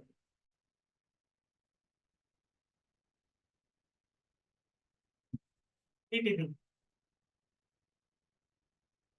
Don't worry, you can use Kaplan book also. As I mentioned, the purpose is to cover the concept. Now, again, like ACCA Study Hub has divided the 20 chapters in 31 sections. Similarly, Kaplan has divided the 20 chapters in 14 or 15 sections. So, depending on the book you refer, you have to see, okay, which concept is in which chapter. Okay, that honors is on you. Okay, please don't ask me where I can find this section in ACCA Study Hub or in the Kaplan. Please do this for yourself. I am going to study from the Kaplan. Sorry, PPP. Starting. We are starting with the audit. Audit and other assurance engagement. Don't you think you have asked yourself, what is audit? What is assurance? Why we have an audit? Okay, maybe I know that audit is verifying maybe financial statement or checking someone else's work. What is assurance? Okay. So before we start, let me, introduce you one definition. This is my favorite part.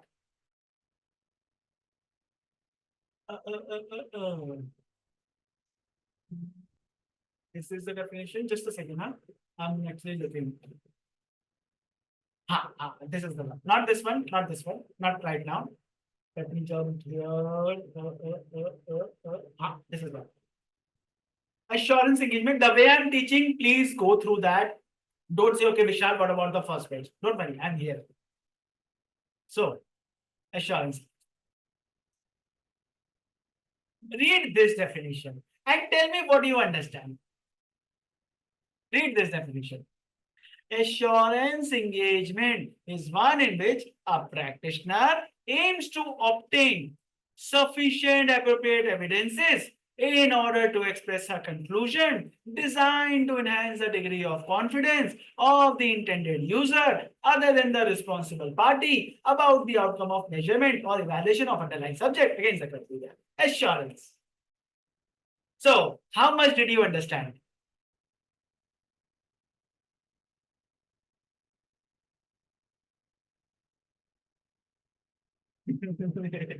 Apurva, I have to do it. I have to, choice is yours. Decision should be yours. Okay.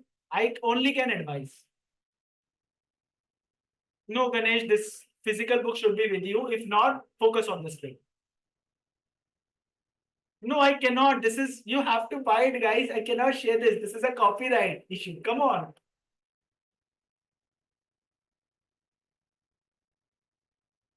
Okay.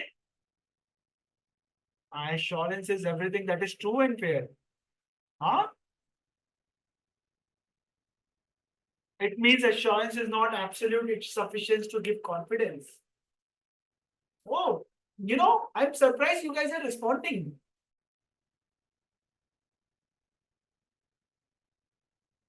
How many of you got the definition? If you want, I can unmute you and you can explain me this definition. You guys are talking about criteria, CREST. I'm asking you, did you understood the definition? Collecting evidences, but for who and for why? Okay. Oh, Purva. Basically, the third party ensuring that the user that it is correct to use. Wow, interesting. Have you read it before? Assuring the intended user. Oh, yeah. I have so many talented students in this class. And this is the first time I'm experiencing this. You know, students start crying, students start complaining to me that Vishal, what is this? We don't understand it. Why you are, making us do? And you can see the smile on my face. I'm surprised to see you guys are responding, accurately. I hope what you're responding, you understand it. I hope. I'm not sure. Okay, let's see. Let's see. Rajesh is providing assurance to everyone that information is correct and good. Yeah, I expect Rajesh to you give this answer. But the student that at skill level are answering this is surprising for me. Okay. Now coming back. What is assurance? Okay, what is assurance? Let me give you one example. This is my favorite example. Maybe, I thought of this example and I found ACCA has used the same example. Trust me, I did not watch the book before, coming up with this example. But exact same example was given by ACCA. Maybe you think I'm just, exaggerating. But okay, anyways, who can verify my case? Okay, let's say, please, everyone, please pay attention here. Is the screen visible now? Screen visible now? This cartoon, this building, this auditor, right? Let's see. You are shareholder, sorry, not shareholder. You are a person who wants to buy a flat. Let's say you have 2 crore. See, I cannot talk about you, but for me, 2 crore is a huge amount. Okay. I need to invest this 2 crore in the property.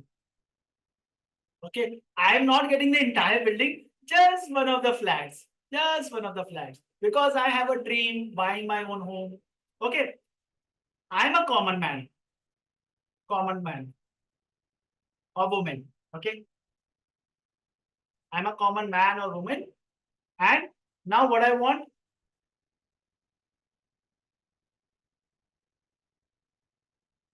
Sorry for this parents.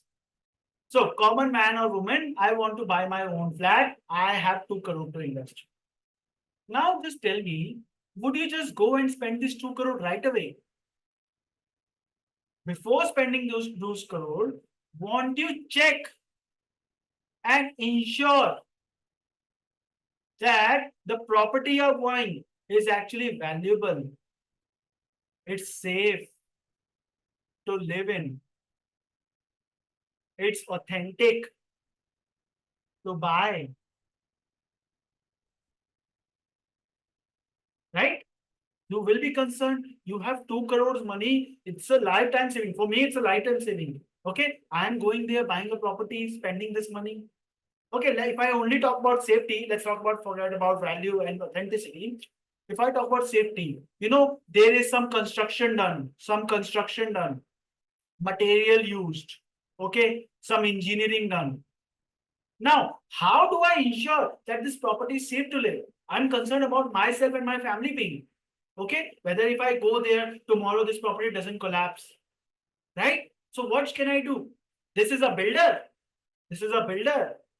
If I ask the builder, he is promoting, no, our building is, you basically constructed with the world best practices. We have, safeguard system. We have, punching system. You can basically biometric. We have, sensor motion. You go and the electricity gets on. The builder is trying to blame everything, whether that is true or not. But as a common man, do you think I can verify these claims? See, I'm a very simple man. I have earned my living, basically working for a job, earned this saving, and now I want to buy this property. How can I do that? How can I ensure that this builder is actually saying truth? Very good, Omar. Very good. Very good. I think, the way you guys are responding, I feel like you have already studied this subject. Interesting. Okay. Dealer or document, Shivani, you are saying that we should be basically checking the dealer documents of property, right? right? But Shivani, my question is, I'm concerned with the safety. They may be, report about safety, but will I be able to understand that report? Let's say doctor report comes. So can I read the doctor report? So what about a property report? Engineering safety. I am not aware about it. I'm not an engineer. How can I read it? Right? Do you see the problem? I want to invest. I want to spend money. The builder is claiming everything. He's trying to sell this property, and I'm doubtful that because he's trying to sell me, so he might be selling me. He might be misleading me. Yes or no? So here comes our savior. Someone first sign the tender whether the material is good or not. So intermediate party will be the one who will inspect for us. Which intermediate party? Apurva, you are very close. Omar has given the exact answer, but I'm checking your answer. Which intermediate party you're talking about? Evaluation report. But again, Rajesh, and my question is, as a common man, I cannot understand that evaluation report. An engineer might have issued a report, but how to read it? How do I help? Whose help? Whose help should I take? Okay. Now, here comes our hero. Basically, let's say a civil engineer. A civil engineer. He is expert. Please understand. He is expert in construction and basically ensuring safety of basically any construction material, let's say buildings, dams, project. He is a third party. He is not known. Please understand my word. He is not known to builder. He is not known to me. He is a third party. He is a third party. And this third party, because they are expert, because they know how to read these reports, what you guys were referring. Let's say there is a safety measurement report. How do I read it? I will take the help of civil engineer. Now, will civil engineer work free for me? Answer is obviously no. They will charge me a fee. Right? Now, this civil engineer will go to this building and collect documents from builder. Why builder would share this document? Because he wants to sell this building to this basically buyer. So, in order to convince him, he is ready for the due diligence. He is ready to verify document. So, now builder and civil engineer will coordinate each other. They would share documents. Let's say fire and safety document. Let's say property completion document by engineer. They will verify all these documents. Civil engineer will inspect the site, will go to the site, will inspect. Okay, this building looks perfect. Okay, no, something is wrong here. He will inspect, right? So this engineer will work for whom? For this buyer.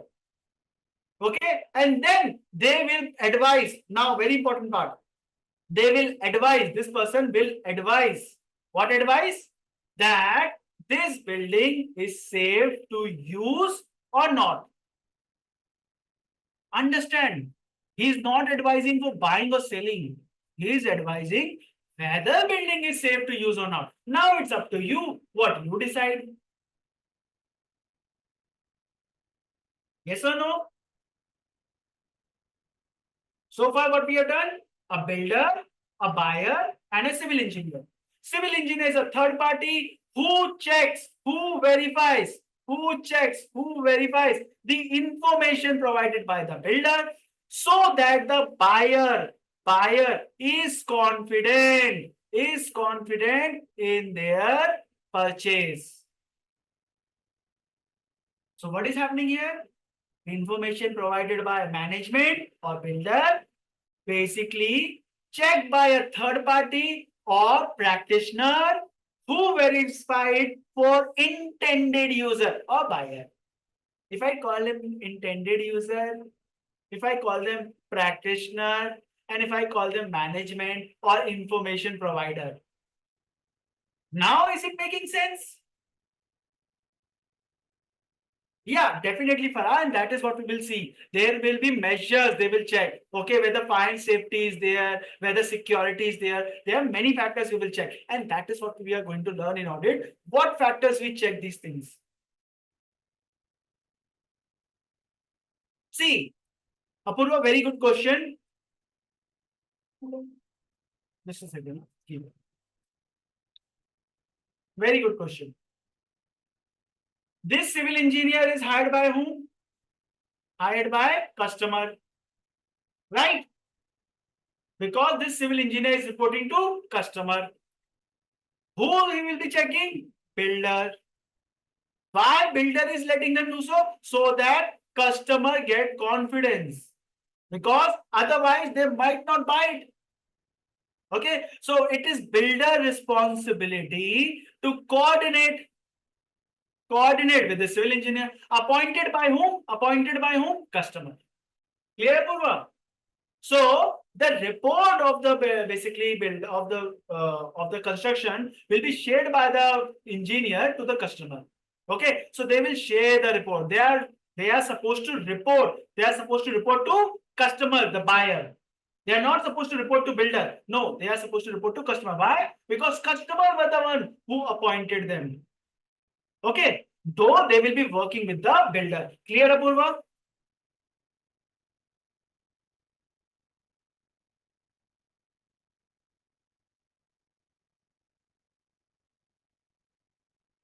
Yeah, that is why Shivani, I said third party. That is why I said third party. I didn't say I checked with a family member of a builder. This civil engineer is appointed by me, by customer. So it should be a third party, a independent party, party who's not influenced by the builder. Got it, Shivani? If he's influenced, then how will I trust him? If I get to know this civil engineer is the brother of builder, then will I trust him? Then his report is as good as basically builder's claim, right? So it has to be independent person. Yes, Shivani? Practitioner is someone who does not belong to firm and did not prepare the statement, but verify them for the users who are interested in the firm. Example, government department, shareholder. Yes, Apurva, very well, articulated, very well articulated. Okay. Who said that? Vishal said, please ask them to tell. Okay, everybody, please, respond to me directly. I'm reading your comments anyway, so you will be able to see this. Okay, Vishal is saying that answer them in the chat. Don't worry, Vishal, I'm repeating for everything for you. Okay, let me know if you want to understand anything. So far clear? Now, come back here and read this. Come back here and read this. Or here in your book. Read this. Tell me whether there is any word that is not, not understood.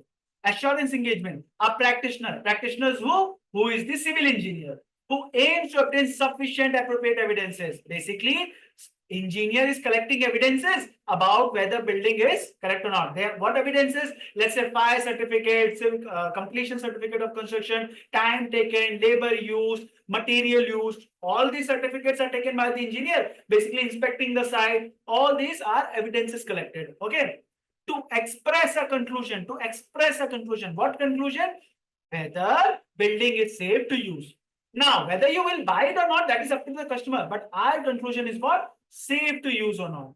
Designed to enhance the degree of confidence. Whose confidence? Whose confidence? Confidence of basically your customer. Intended user. Whose intended user is? Customer. Other than the responsible party. What is responsible party? The builder or the management. About the outcome of measurement or evaluation, basically checking what it's saying, checking the ultimate result. Subject matter is what? Building construction. Against the criteria, against the standard. Shivani, your question now, what factors we will check? Against the criteria. And this is what we will learn. That what criteria? Whether they have met the fire safety requirement, whether they have met the exit evacuation environment, whether the building is strong enough structure. This criteria is what? Standard. Whether they are meeting the best practices of the industry. Clear? Is this definition clear now?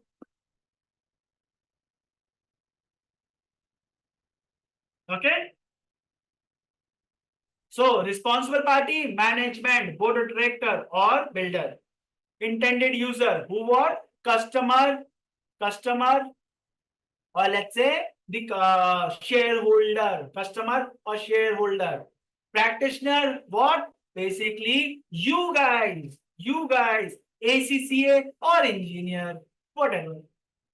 ACCA practitioner, audit practitioner. Is this crystally clear, everyone? Crystally clear, right? So, practitioner, the individual conducting the engagement, the person basically performing the verification process. This is called engagement. Usually engagement partner or other member of engagement team. So much is given in one line. Engagement partner is what? Basically the person who's conducting. That's the main engineer who is conducting. Or he can carry on his team as well. We'll understand them in, ethics, basically engagement chapter. Intended user, the individual, or it can be organization, or it can be a group of people. Okay, that expect will use the assurance report. How? Because we will be buying it or selling or not, basically deciding based on report. Responsible party, the party responsible for underlying subject matter. Responsible for underlying subject matter. Subject matter is what? Construction, building, or financial statements. Financial statement prepared by the management, checked by the practitioner or auditor. Right? This is number. Don't worry. This is number. This is a standard number. I'm not going to cover it today. There are many standards we are going to cover. International standards auditing, international standards on assurance engagement. This is international standards on assurance engagement. AE stands for assurance engagement. SA stands for, which we will come later on, will be for the standards on auditing. Let me show you. If you see this word now, ISA 200, it means International Standards on Auditing 200. ISA 700, International Standards on Auditing 700. Okay, and this SAAE, this AE is assurance engagement. Right now we are studying assurance. We have not started audit. We have started the assurance engagement. Okay, clear everyone? Now, coming back. So, these are my notes. These notes are based on ACCA Study Hub. Oh, sorry, PPP Practice Kit. So you don't need to worry, okay, whether to cover notes or whether to cover the Study Hub. I am using both of them in the class. Okay, so please don't worry, okay, whether to use my notes or from the PPP book. They are one and the same thing. Just 90%, 95% same. So don't need to worry. Okay.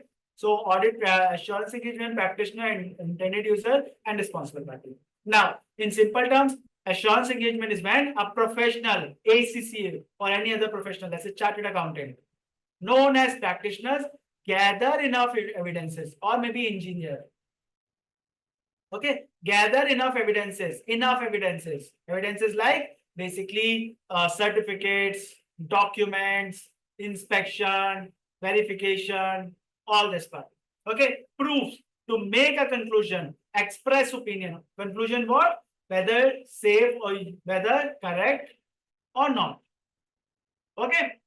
Who will use this information? To increase the confidence of people, shareholder, bank, government, customer. We will be discussing all of them. Don't worry.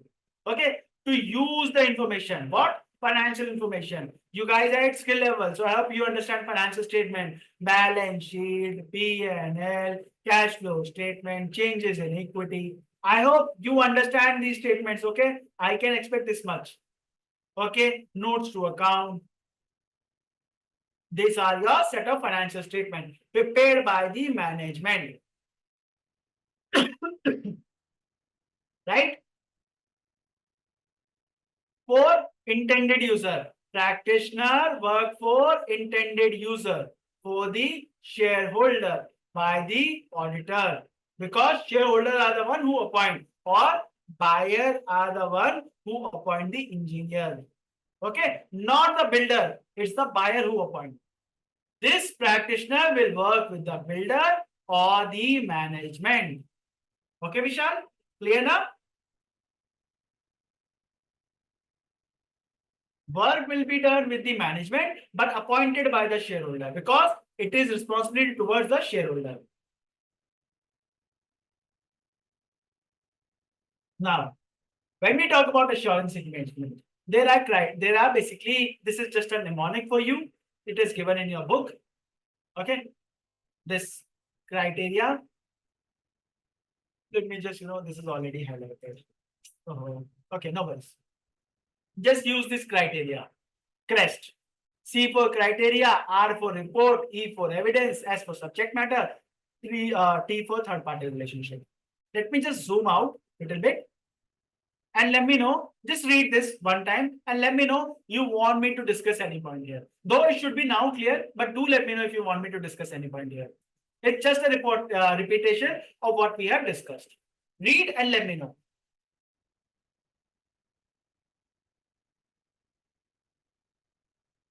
Vishal, your question is valid. Whether company don't have responsibility to do their audit? No, company does have. Company is legally required.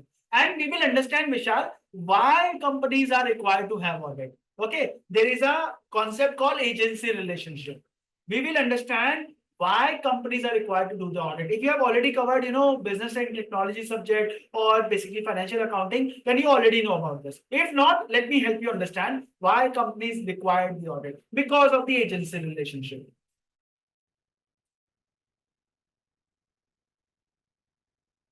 Please read and let me know whether it is clear.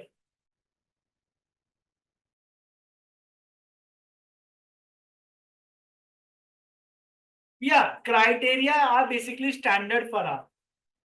What standards? Basically, whether the fire alarm will ring. Let's say if I open the lighter, whether fire alarm the fire alarm will ring. So what would be the standard here? Basically, let's say if fire happens, so whether alarm will ring or not. So whether it is meeting that standard. Let's say if there are 100 people, so whether those 100 people can basically exit from the building safely. There are exit doors. So whether these exist or not. So this means these are minimum standard. These are minimum standard. So that means criteria is what? Basically the standard that you compare the information. There is an information given. Now you compare with the best practice or standard. This is criteria. Clear, Safara?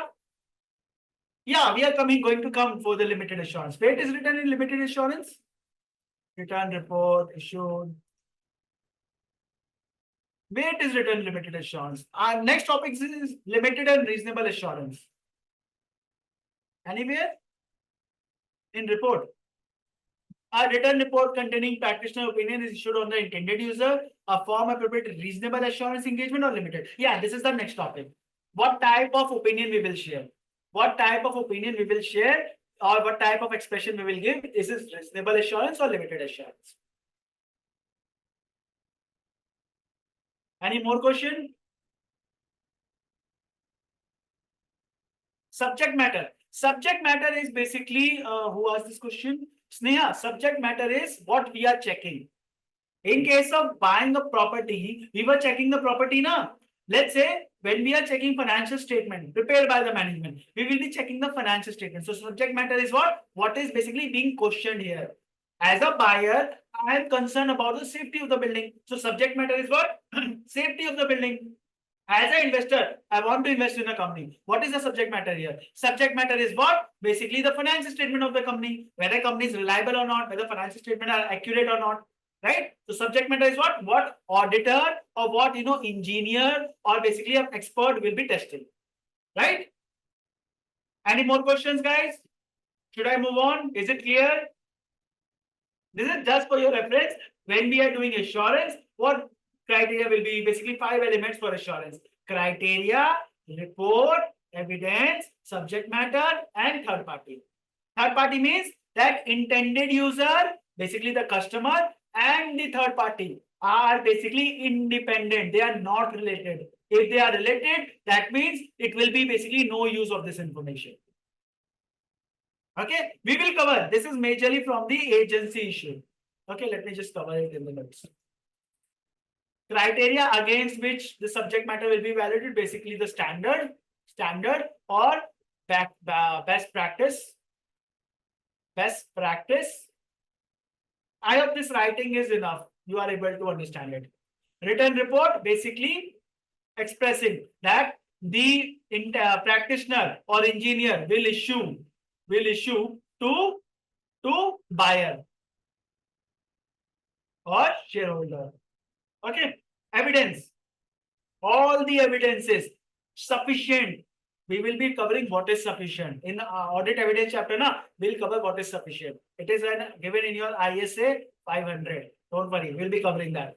So sufficient evidences. What evidences are sufficient? We'll cover later. But evidences should be sufficient to provide a basis that we can express our opinion. That we can say definitely, yes, based on our testing, based on whatever we have checked, we can say conformably, yes, that this property is safe.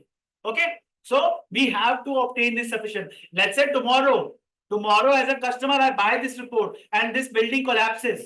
Tomorrow, I buy this property and this building collapses. So I will be going back to the auditor. Maybe I will file suit case against them that how this company, how this building collapsed. You checked it, now it collapsed. So did you not check it properly? Let me file a lawsuit against you.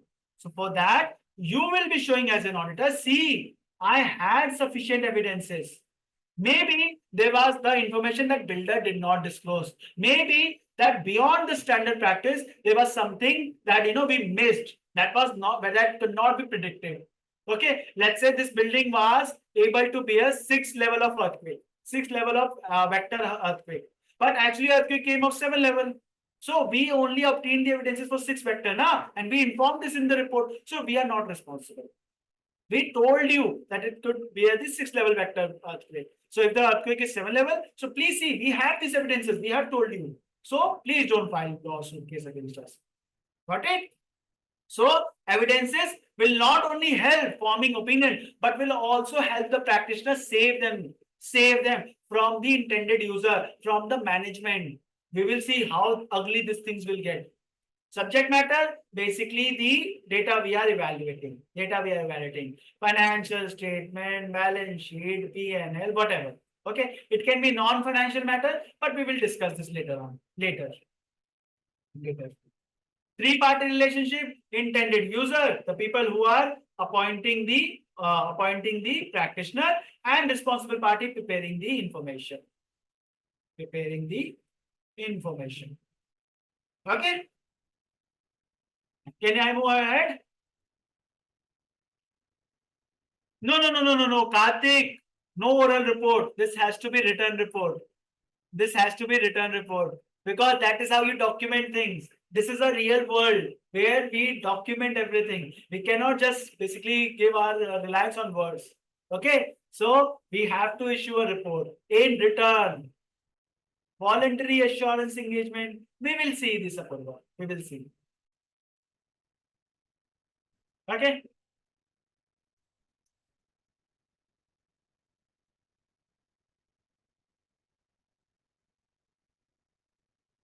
Just a simple question. Basically, let me see here. See the solution. Don't need to work on it. It's a simple example. Same example we were given now for property. 900 building, what assurance report you could obtain and provide? Basically, you would want some comfort as to whether or not house plan is structurally sound, whether the roof is in good condition, whether there are any damp, and most of the house buyer would have a survey carried out by a building surveyor or an engineer, basically before completing a process.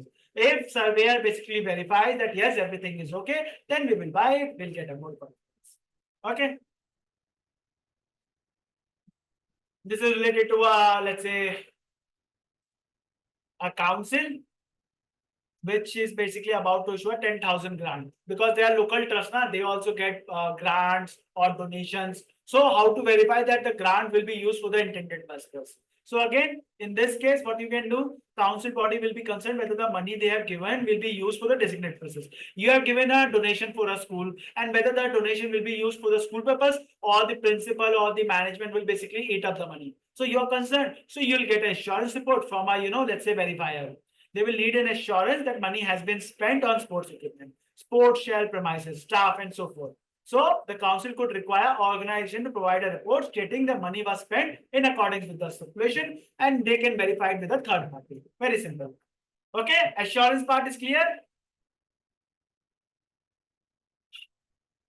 There are certain examples.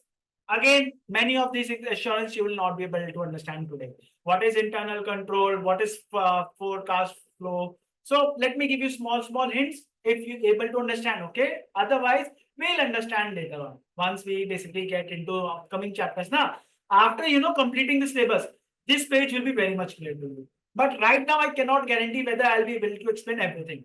The problem with the audit, you know what? That when I start a concept now, this concept is so depth that if I talk about internal control and what is internal control effectiveness, this is an entire chapter, and this chapter will be discussed with many of the topics. So I have a limitation right now that I can only give you a hint right now. Because if I start now, this will be covering entire chapter, entire syllabus that we are yet to cover. So if you don't understand this term right now, don't worry. I'm here. We have still to cover, classes. So 2.5 months will be spending. So assurance examples, please go through them.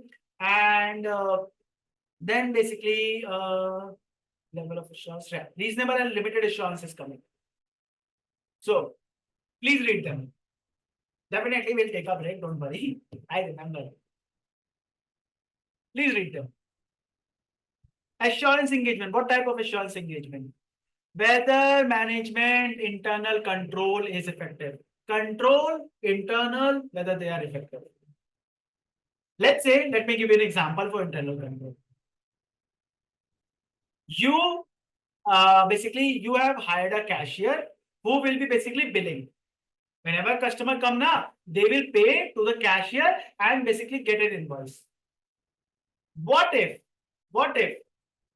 the customer pays and cashier says to the customer, you don't need the invoice. Why are you basically getting billed? Just pay me the cash, your work is done. Because customer has already received the goods, so they are not bothered. They just go basically with the goods, and cashier has taken the money from the customer. But you know what? Because the cashier doesn't raise the invoice. Rather, it keeps the money in their pocket. Let me show you.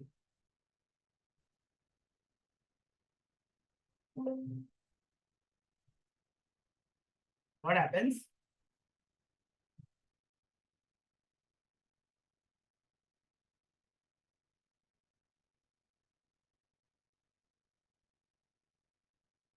There is a cashier.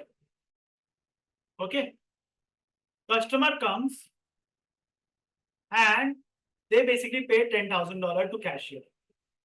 They are supposed to raise the invoice and deposit this cash, collect this cash from customer and deposit it in bank. Now what can happen? If the cashier is basically somebody who's fraud, who has intentional fraud intending. So customer will pay them 10,000. What this cashier will do? They will either send a fake invoice to the customer, which customer will not know, but they have already received the goods. They have received the goods. So they are very less concerned. Or they will not give any invoice to the customer. In any of the cases, customer is not much worried because they have received the goods and don't know that their quality is good, so they're not much worried about the invoice. What this cashier will do? They will pocket this 10,000 in their own account. Okay, they will keep this in their own pocket and not basically deposit in the bank. Okay, in the company's bank, they did not deposit it. And what happened later? The company has lost the goods, company has lost the money. Goods gone, money gone. Company did not get benefit. And when somebody will check, nobody will be able to find because the invoice was not raised. If there is an invoice, you can check, okay, whether cash was collected from not. But here, invoice was not raised in the first place, so you will be never knowing whether goods have been, sold. You can simply say that, okay, goods gone missing. Because entities maintain large amount of goods, large amount of inventory they maintain now. So you can simply say goods gone missing, or maybe they have, eaten up by any animal, anything like that. But because no invoice was raised, so it was never in the system. Never in the system. So because they were never in the system, cashier was easily able to commit this fraud. This fraud part is clear? No, taxation matter will be the secondary thing, Karthik. This will be the secondary thing. Right now, I'm worried about company losing money, right?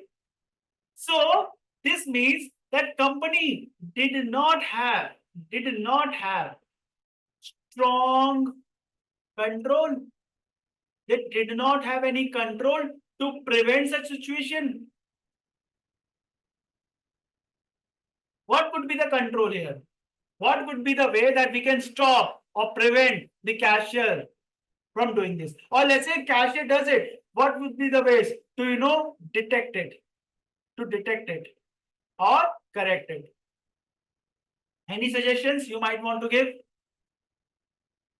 CCTV camera, one of the most common example I received. CCTV camera.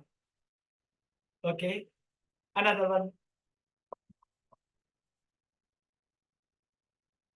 Some policies. Which policy, Shivani? This again. Everyone, please important. Shivani, I'm not pointing out to you. This is a very common answer. Policies. If you write such word, that okay, due to some policy, 0 mark. What do you mean by some policies? Explain. In audit exam, you are supposed to explain your words. If you just write okay, entity will install some policies, means nothing. What do you mean? Okay. Let's say you can suggest installing camera, maybe splitting role. Splitting role. One person would be basically charging invoice. One person would be responsible for charging invoice. One person for collecting the cash by cashier, and another person by day end deposit the cash.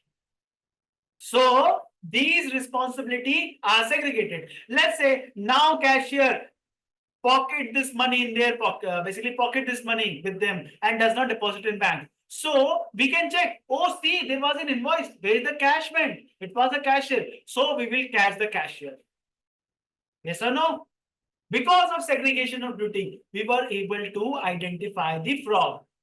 Or because of this, because employee know that because, if I commit the fraud, I will be detected. So they will be preventing it. Employee would be discouraged to do such fraud.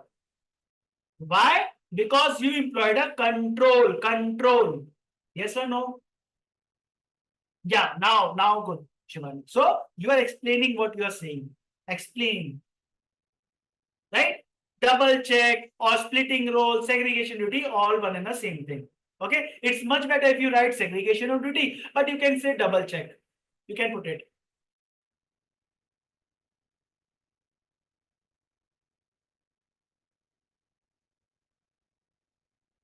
Okay, Ronak, you are answering. I'm answering. Basically, I know and understand, Ronak. You basically want to see other people's answer. I understand. Now this is a confusion. Some are saying basically please don't put it in the chat. Some are saying, and it is very difficult to monitor. Let me tell you, Ronak, and even Rajesh, when you are answering now, because everybody is answering, sometimes you don't see whether it's direct or indirect to everyone, right? So it is something that please I request you to manage. I'm trying whatever answers I'm receiving, I'm announcing them. I hope this is manageable. But again, it is up to you. I'm not putting any restrictions. You want to reply to everyone, reply it on everyone. You want to reply it on direct message, you can reply. When I will be asking some testing questions now, then I will ask that only direct message will be given there. Any person replying on everyone when I'm testing you a question, no, not allowed in my class. Okay. So please, I'm not putting any restriction. Just use your, you guys are mature enough. Do according to your convenience, because it's very difficult to manage this chat in this way. Okay. So internal control. Clear now what we will be doing as part of it, the review of internal control. We will be going in this organization and checking whether there are sufficient controls. Why it is called internal? Because it is related to organization. So whether there are sufficient control or not. Clear this type of audit? Everyone, please focus here. Forget about this chat discussion. Please focus here. Are we clear about this type of engagement? What we are going there? We are checking whether controls exist or not. Okay. It would take much more time to explain, but I hope I was able to clarify a generalized point, a basic at least. Review of cash flow forecast, which will be presented to bank. Sometimes you need to obtain funding from the bank now. You need the banking funding. You need to take loan. So what you would do? You would try to show, see, my organization is generating so much revenue. So we are generating this much revenue, let's say 20 crores current year. We are generating 20 crores 20 crores in current year, and let's say we will be generating 30 crore, 40 crore, 50 crore. These are management number.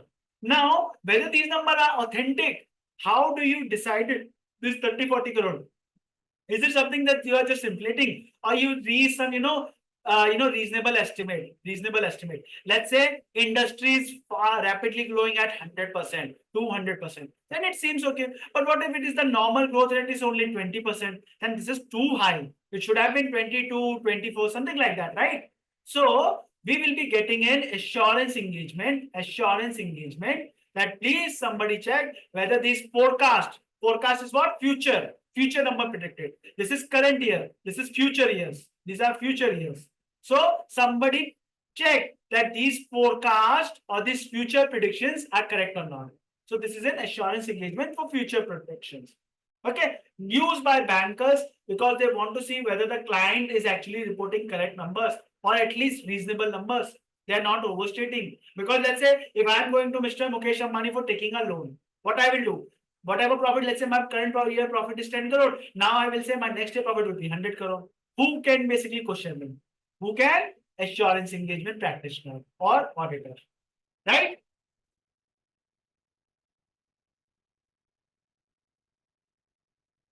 No, that is why a good question by Apurva, that if these reports or forecast is signed, let's say as an auditor, I sign this, that okay, these reports forecasts are correct. And tomorrow this forecast turn out to be basically adverse. The real world, the forecast is not met. So will the practitioner be accused? Depends. If practitioner performed and basically did a task, with the professional behavior, maintained the professional behavior, they've collected sufficient evidences for that, they basically tested the evidences based on reasonable methods, best practices, then you cannot question. Because you can never know what will happen in the future. Right? Let's say you are sitting in 2019, you are saying everything will be better and everything will be great. Nobody knew COVID will happen in 2020. Right, Apurva? So in this case, you cannot blame them. But if this was something very reasonable, it was something which was not reasonable. Let's say this is 20 crore profit and now you are estimating next year profit will be 200 crore. Is there any basis? Or you are just randomly pointing it? Why did you not check this? Then it will be a fault of practitioner. Right? So it depends on the case of it. Okay, let me explain one or more, then we'll take a break. Review company's compliance. Let's say whether company has complied with the laws and regulation. There are many laws and regulation applicable to an entity. Pollution, FEMA, or let's say foreign exchange, money laundering, very serious. So whether entity were able to comply with the laws and regulation. Comply means follow the rules and laws. Okay. So whether entity was able to comply. Second, review of financial result. This is what we do. Financial result for first half year. This is called interim audit. Statutory audit. Those who are not sure, statutory means law. Law audit, audit by law. So as an auditor, the auditor that you know is statutory auditor. Law auditor. Appointed as per the law requirement. It is mandatory. Because it is governed by law, it is mandatory. So statutory auditor. And throughout this chapter, we will be learning statutory audit. Okay, though we have seen internal control assurance, we have seen basically forecasting, basically ability of entity to continue as a going concern. These are small audit engagements that we can check, but main audit will be a statutory audit, and this statutory audit is also known as reasonable assurance. What is reasonable assurance? What is limited assurance? Just going to cover after the break. So far, everyone clear? No, interim audit is also done by the statutory auditor. There are two types of audit, final audit, interim audit. If as an auditor, you feel there are a lot of work, you can split your work between an interim period and a final period. That is interim audit and final audit. If you don't get it, don't worry, it is coming later on. I know this is first class. It may be too overwhelming. No, Shivani. Interim audit can be 2 months, can be 3 months, can be quarterly basis. Depends on the requirement. We have not discussed the interim audit. Those students who are wondering where this interim audit term come from, don't worry, I am here.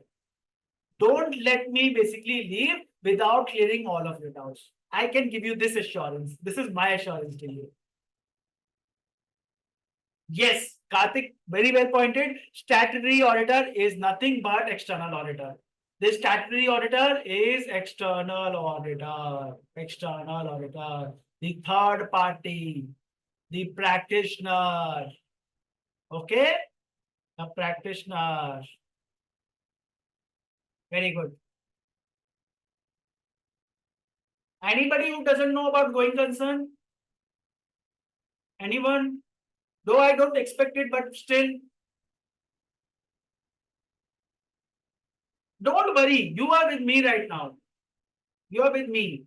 I'm happy. See, when I was a student now, I used to afraid for asking questions because I was always fearful that my teacher, my colleagues would be, judging me. I don't want that. Concurrent audit is basically something we will learn, Rajesh, later on. I don't want to basically introduce everyone today. It will be, too much for many students. I understand. Maybe you understand this concurrent audit. Okay. Karthik says going concern mean that company will continue in the future. So, Karthik, in a way you are right, but not exactly. Okay. So, I think we are good. We are good. I'll cover rest of the things after the break. Let's take a 10 minutes break. I hope my speed, my way of explaining things are going smooth, guys. Everything is clear. Any way, any input or anything you want me to explain, everything is good. So far, we are cool. Yes. Okay. So let's take a 10 minutes break and then we'll be back. Okay. See you after 10 minutes break.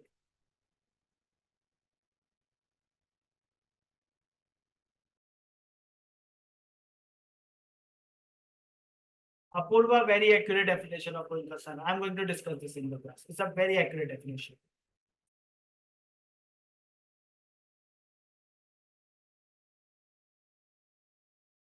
Karthik is asking one question. Don't worry, break is still going on. Karthik is asking one question that how much time approximate basically we should give on daily basis for audit and assurance subject. Well, Karthik, this is a very subjective question. When I was preparing for audit, I used to prepare for 5 to 6 hours. Okay, this is during my chartered accountancy. And then basically when I came to ACCA, I already knew about audit. So there was no much needed for me. So here I, on daily basis, 1 or 2 hours was sufficient. It's just that here focus was on practicing questions. So my recommendation is till the time you complete the syllabus now, it's better that you, give 1 to 2 hours for revision and understanding the concept and at least 1 hour for practicing question. Okay. In the class, we spend 3 hours and in 3 hours, we are basically learning everything. For next, after completing the class, either at the end or in the next day, you should be able to complete, basically revise the same thing with basically less time because you have already studied them. And now the only part remaining would be practicing the question. There are many practice questions. So you should be able to go through them. So for that, I will believe basically spending 2 to 3 hours.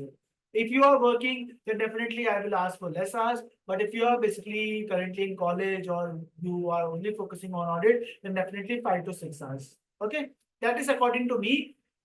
It will be depending on your caliber. It will be depending on your learning speed. It will be depending on how you find the subject tough or easy. Okay, multiple factors. Generic terms is basically 4 to 5 hours. But if you are working on weekends, let's say I did my ACCA while I was working.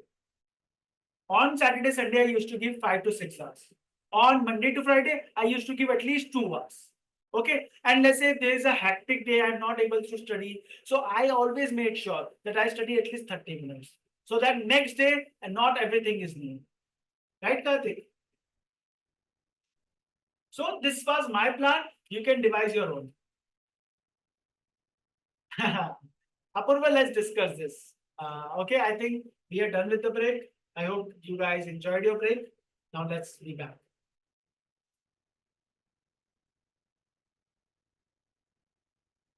Shivani, I will be testing your paper. So if you find my testing enough, then I don't think you should basically buy again 5,000 for testing series. But if you don't find it enough, basically you feel, okay, I didn't meet your expectation, then you can go and buy. Okay, I'm not denying it. I'm not saying, okay, do it. I'm just saying, wait, patience. Okay, decide on your own. Let you be the judge. Decide whether the practice you find is sufficient or not. Okay, we will be having tests. I will be reviewing students' answers. This is my job. Okay, if you don't find them sufficient enough, then you can go ahead. I will not stop you. But I will say, give some time. Coming back. Save these notes together because I have to share it with you. Now, coming back. We have understood the assurance engagement. We have understood its type. I hope no questions so far. For going concern, just a very quick note on going concern. A very quick note.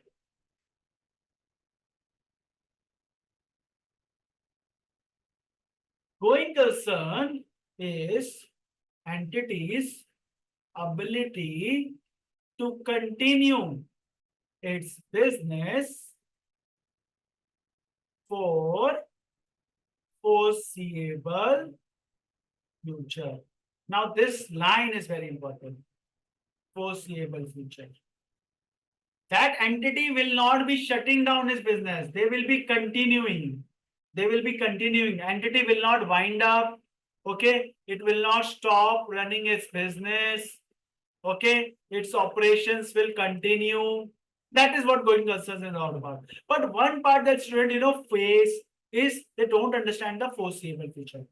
Foreseeable future doesn't mean infinity. Okay. Any student confused? It's not infinity. It's not for infinite period. No. When we talk about going concern, basically we prepare our financial statement based on underlying assumption.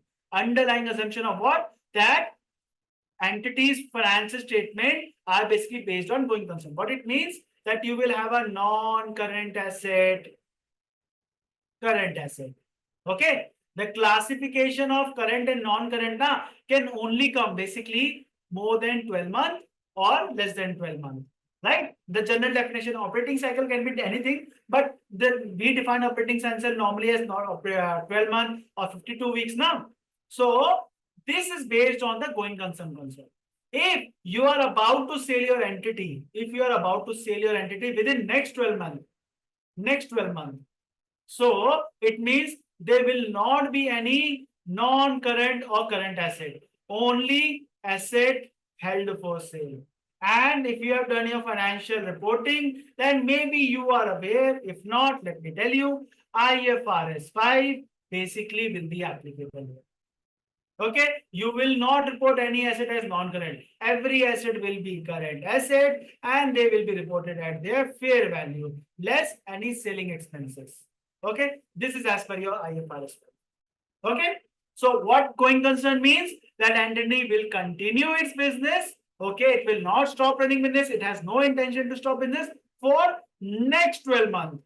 Next 12 months. It doesn't see any reason that, okay, it will be forced or it is intentional that they will be stopping the business. Neither intentional nor today it sees that there will be any force to, make them stop. Okay, there is no bank loan that they cannot repay. There is no issue going on with the company. There is no lawsuit that will force company to shut down. Okay, this is for next 12 months from reporting date. Okay, this is what going concern is about. I hope this concept is clear. I know many of you are aware, but this foreseeable part and this liquidity part, I think the student lack this understanding. This is a underlying basic assumption. Okay. In case you find it useful, I'm glad. Okay, na? No response. There you go. You might find me childish sometimes. Okay. Coming back.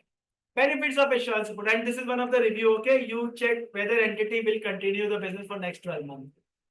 Benefits of assurance report. It is an independent opinion. Okay, very important. Very, very, very, very important. Very, very, very, very, very, very important. independent opinion by third party. We will spend chapters on chapters about independence. A third party, that there is objectivity, there is no bias. Anybody covered ethical principles? Objectivity, integrity, confidentiality, professional behavior. This is taught at your knowledge level as well as your skill level in your financial reporting as well. Okay?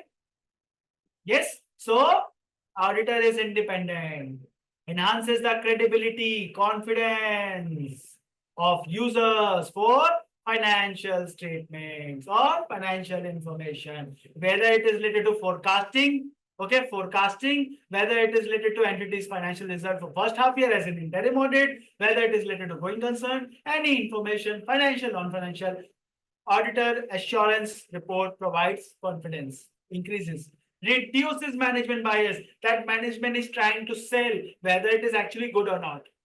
Any non-standard or modified opinion draws attention. What it is? Chapter number 20, modified opinion. Or we will discuss this in the next class. Today we will not be able to discuss. Modified opinion, this line will be covered after you complete your syllabus. But don't worry, I'm here. I will be explaining it in the next class. Relevance of information is improved because expertise and knowledge and assurance engagement. Because information quality improves once you have an expert watching for it, right? So this is the benefits of assurance report. Yeah, two things are coming. Let's come back to your book. So far we have read this much. Approach. My target is to cover the assurance engagement today, and in the next class we will start with the audit, the above section. Okay. Don't worry, I am here. I will be covering everything. It's not like I'm going to leave everything. Why, some might be thinking, yeah, I understand. You will be covering. It's just that some students get confused, and it's not naive. It's your query. Every query is important. Approach to conducting assurance engagement. Now, how do you do this? You know what? This is your entire syllabus. This 5-6 steps now is your entire syllabus. And this is what we are going to discuss. So let me tell you a very simple term. How do you basically conduct assurance? First of all, you will define the scope of work. What is scope of work? Basically, what area you will be checking, what for you will be checking, who you will be reporting. Who is your intended user? What is the subject matter? What is basically responsible party? What is the responsibility of responsible party? What is the responsibility of you? And what you will be reporting to the intended user? What is the limitation? Everything will be discussed here. Okay? This is basically agreeing the scope of work area responsibility. Let me just write it for you.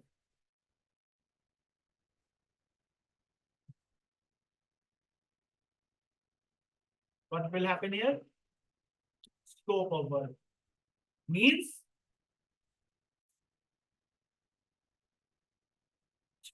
means let's say you intended user, that you will be reporting to the intended user, let's say shareholders. Okay, that you will be checking subject matter. What is the subject matter? Let's say financial statement. Okay, will be prepared by responsible party. Who is responsible party? Basically management. And who will be the practitioner? Okay, practitioner. Let's say auditor. So you will be determining, okay, you will be telling them, okay, what you will be checking? The subject matter. You will be testing subject matter. Okay, what criteria you will be checking them? Okay, how much you will be checking them? How much? Basically, because you will realize that you cannot check everything. This is something you will learn. Sampling, one of the techniques. That as an auditor, as a practitioner, you will not be able to verify everything. Okay, so you will try to gain material level assurance, material level understanding, that there is no material misstatement, there is no huge misstatement. There can be small misstatements, but not a huge misstatement. Okay, you will be defining the responsibility of your management, the one who is preparing the information, and yours, that what your work will be. Okay, you will not be issuing a guarantee. See, we are an expert, we are just providing an advice. This advice doesn't mean that it guarantees. Let's take an example. There is a cricket match. Okay.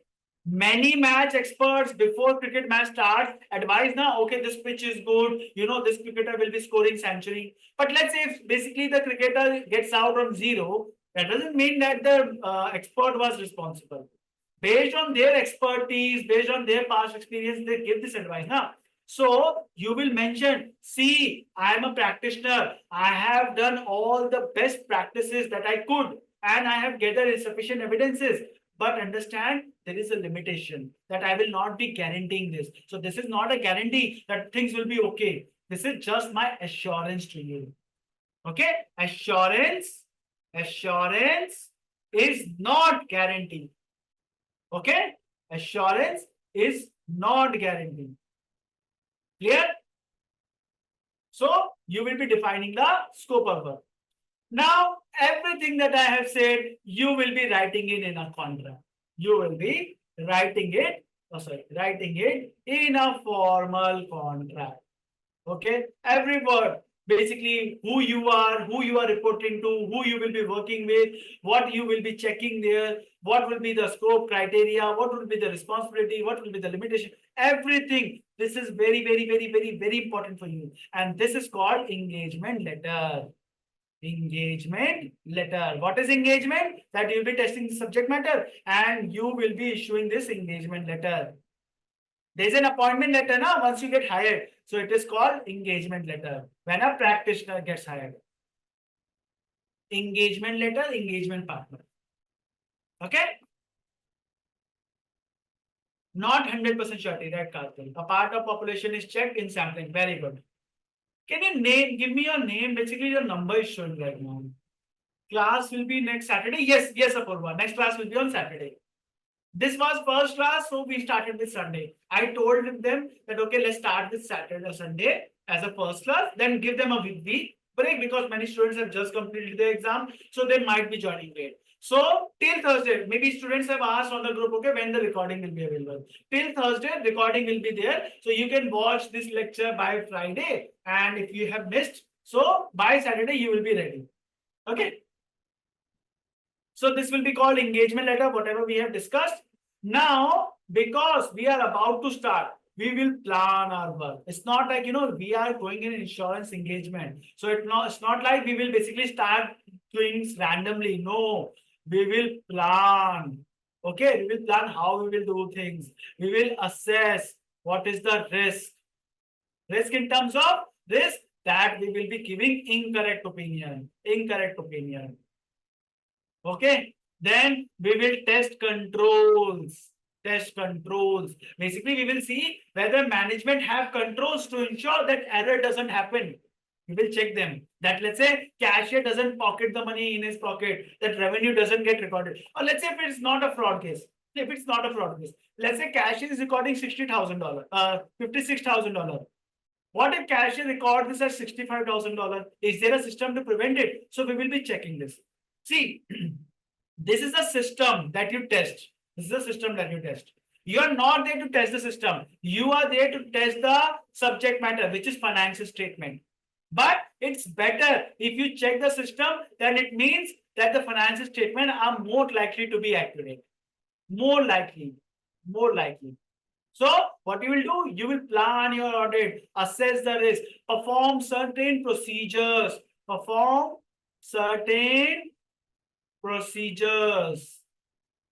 These procedures will give you evidences, documents.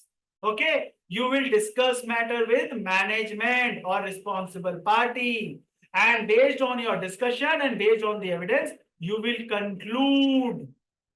Okay, this is the entire audit process I'm talking about right now. Maybe you might not be getting the depths of it, but don't worry, we'll be covering that later. So you'll be planning the work, assessing the risk. Okay, is there any chance that you will be giving an incorrect opinion? And What type of assurance? This is what is coming. Reasonable and limited. What type of assurance? How much assurance you are giving? Whether you are saying, no, we didn't find anything wrong, or you are saying, see, according to us, everything is correct. These are two statements, but have two different meanings. Okay. I didn't find anything wrong. That is a different statement and I had a different meaning. And according to me, everything is correct. These are two different statements carrying two different meanings. Okay. So what type of assurance you will be giving? Obtaining sufficient appropriate evidences that we have performed system testing, we have checked the financial statement, and based on that, we collected evidences. We will review all those evidences, check with the management, and then we'll conclude our opinion. And finally, we will issue the report to the client or to the shareholder. That is the entire audit syllabus, entire 20 chapter in these 6 lines. Did you get the basic? Did you understand the procedure flow? Was it clear? I'm not saying the depth, but the basic. Assess risk. Okay, assess risk. Assess risk is, see, in a property construction example that we were checking the property now. Here, risk does not mean that a property will collapse. It's not that risk. It's the risk that we are checking this property and we say that, okay, the property is safe. But in reality, it is not. In reality, it is not. That is an incorrect opinion, na, Apurva. That property is safe, but we are saying it is not. Then it is an incorrect opinion. And this incorrect opinion is the risk you carry, as a practitioner. Okay, this is your risk. As a practitioner, you have a risk that you might give an incorrect opinion. That property is not safe, but you say that actually it is safe. In reality, this is reality and this is your report. And this is the risk that you carry. That report is not meeting with the reality. That tomorrow if property falls and you did not get the sufficient evidences, then it was your responsibility. Why did you not check these things? When they were best practices, why did you not follow them? So it was a risk on you. Okay?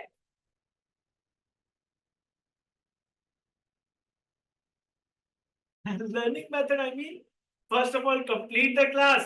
After the class, revise. And then basically once you get revised, then test your knowledge based on practice questions.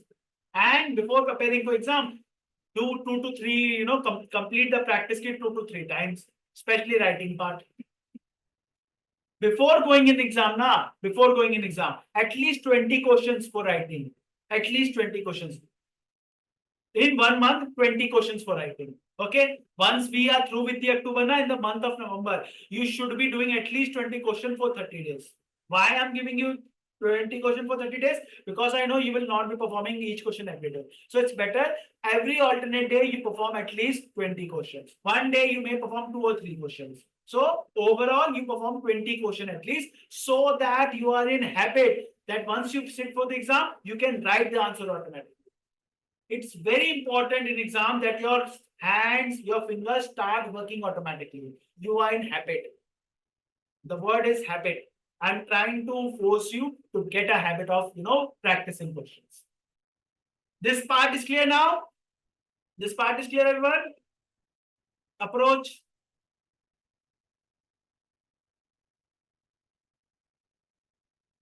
Normally, yes, Karthik. Basically, engagement letter will first of all tell, like I have said now, first of all, they will tell about, the risk. Okay, they will, it is here.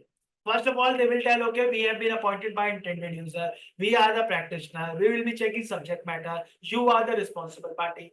This engagement letter is issued to the responsible party and to the intended user. Okay, this is maintained by the responsible party. They will be telling, okay, what are your responsibility? Basically, you will be cooperating with us, sharing all the information, and then you will be telling your responsibility that you will be responsible for giving opinion. And basically, this is not guarantee. You will be collecting evidences based on those collectors, and these are best practices, basically best practices or standards on auditing. Okay, and then this will all be written, and then you will be appointing with this date. Okay. So format is basically more or less same. Basically 90% is same. Now, finally, type of assurances. Basically, level of assurance now. Level of assurance. This level of assurance is two types. One is reasonable and one is limited. I said two statements, if you remember.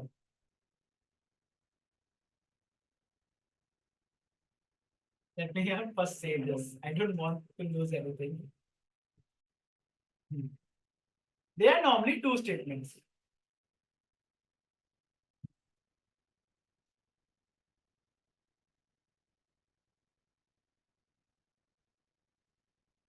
I have checked and found nothing wrong.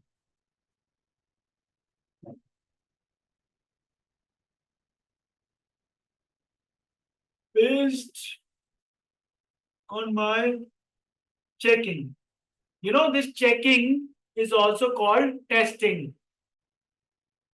Whenever you basically hear the word test, it means it is known as checking. Testing controls or checking controls. Testing procedures or testing or basically checking procedures. Okay? Testing, test of control or test of detail. Very soon coming, but just to let you know, testing means checking. Based on my checking or testing, I believe financial statement or subject matter is accurate. I believe again, but tell me, which is providing more assurance to you? This statement or this statement? Assurance. Whether this is more assuring or this is more assuring. First one is more assuring. No. I'm just asking you. You don't need to change your answer. Basically, ideally, this should be more assuring to you. More assuring to you. You are saying, see, I have checked everything and everything seems okay. Whereas here you are saying, I checked everything, didn't find anything wrong. So you were only looking for wrong things. You didn't was saying, okay, whether everything is okay. You are saying, I didn't find anything wrong. Here I'm saying, everything is okay. Okay? Yes, this is creating more confidence. This is creating limited confidence. Limited confidence. Or this is creating reasonable confidence. I would not say absolute because absolute is guarantee. Absolute is guarantee. And again, we have understood that assurance is not guarantee. Assurance is not 100% guarantee. We are just providing assurance. Okay. Then it can be reasonable or limited. That okay, according to me, let's say this student is a bright student. Okay, one statement. The student is a bright student. Second statement, that I don't think that student is not lunatic. Which is a better statement for student?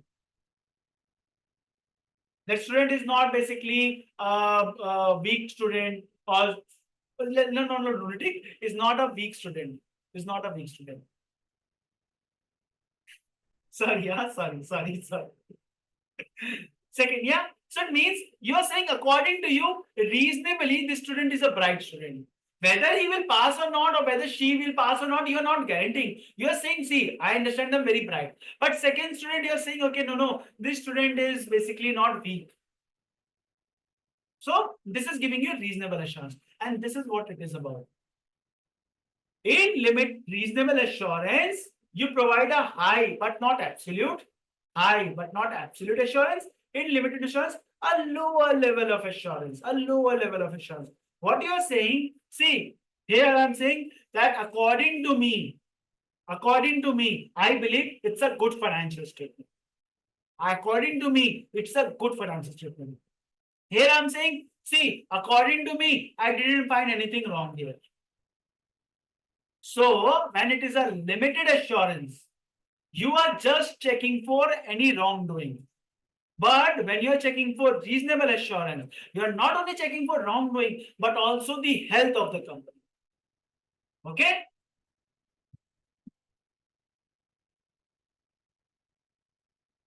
No, just to explain Apurva, not to, I just use the word lunatic, so I thought weak is much better. I hope you got the point.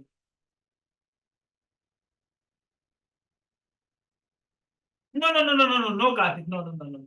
Reasonable assurance can also be quarterly, half yearly, one time. It's not necessarily. The timing is different. Karthik, timing is different. Timing has nothing to do with limited or reasonable assurance. Let me tell you. In reasonable assurance, you gather sufficient appropriate evidences, basically reasonable evidences. Okay, to draw reasonable conclusion. You check thoroughly, not very low, but thorough checking. Include test of detail checking, substantive procedure. What these are? Chapter number 7. Chapter number 8. Audit evidences. Audit evidence. In your BPP book, when I'm saying chapter number 8, it's your BPP book. Conclude that subject confirm in all material facts that majorly everything is okay. Everything is okay. Positive view. You are looking at a positive view and giving a high level of insurance. This is the wording you use. We will be looking at this in next class. Okay. That in our opinion, financial statement give a true and fair view. I have to explain to you now what is true, what is fair. Many students don't know the difference between true and fair. I'll be explaining you. So next class we'll share. We are saying everything is true and fair. What it means? A reasonable assurance. How? Next class. Limited assurance. We are saying we gather sufficient appropriate evidence to be able to draw limited conclusion. Sufficient evidence, how much? To draw only limited conclusion. That okay, no non-compliance was found, no irregularity was found, no fraud was found. That is what we are checking here.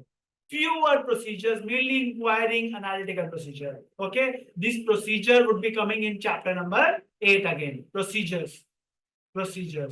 Okay, procedure, chapter number 8, audit evidence. What this analytical is, what this inquiry is, what is nature, timing, and extent, basically we'll be checking. This is a negative worded, moderate or lower level. Okay. Confidence by reasonable assurance support is greater than a limited assurance. Reasonable assurance is always greater than limited assurance. More regulated standard governing. Basically, in reasonable assurance, we will have ISAs. In limited assurance, basically we'll have some ISAs. Engagement assurance will have that. Thorough procedure, detailed procedure, higher quality for reasonable assurance. Okay, clear? Basically, outside view of company is limited audit. Internal view of company with outside is reasonable. No, I am not giving you example. No. Internal audit and external audit has nothing to do with reasonable and assurance.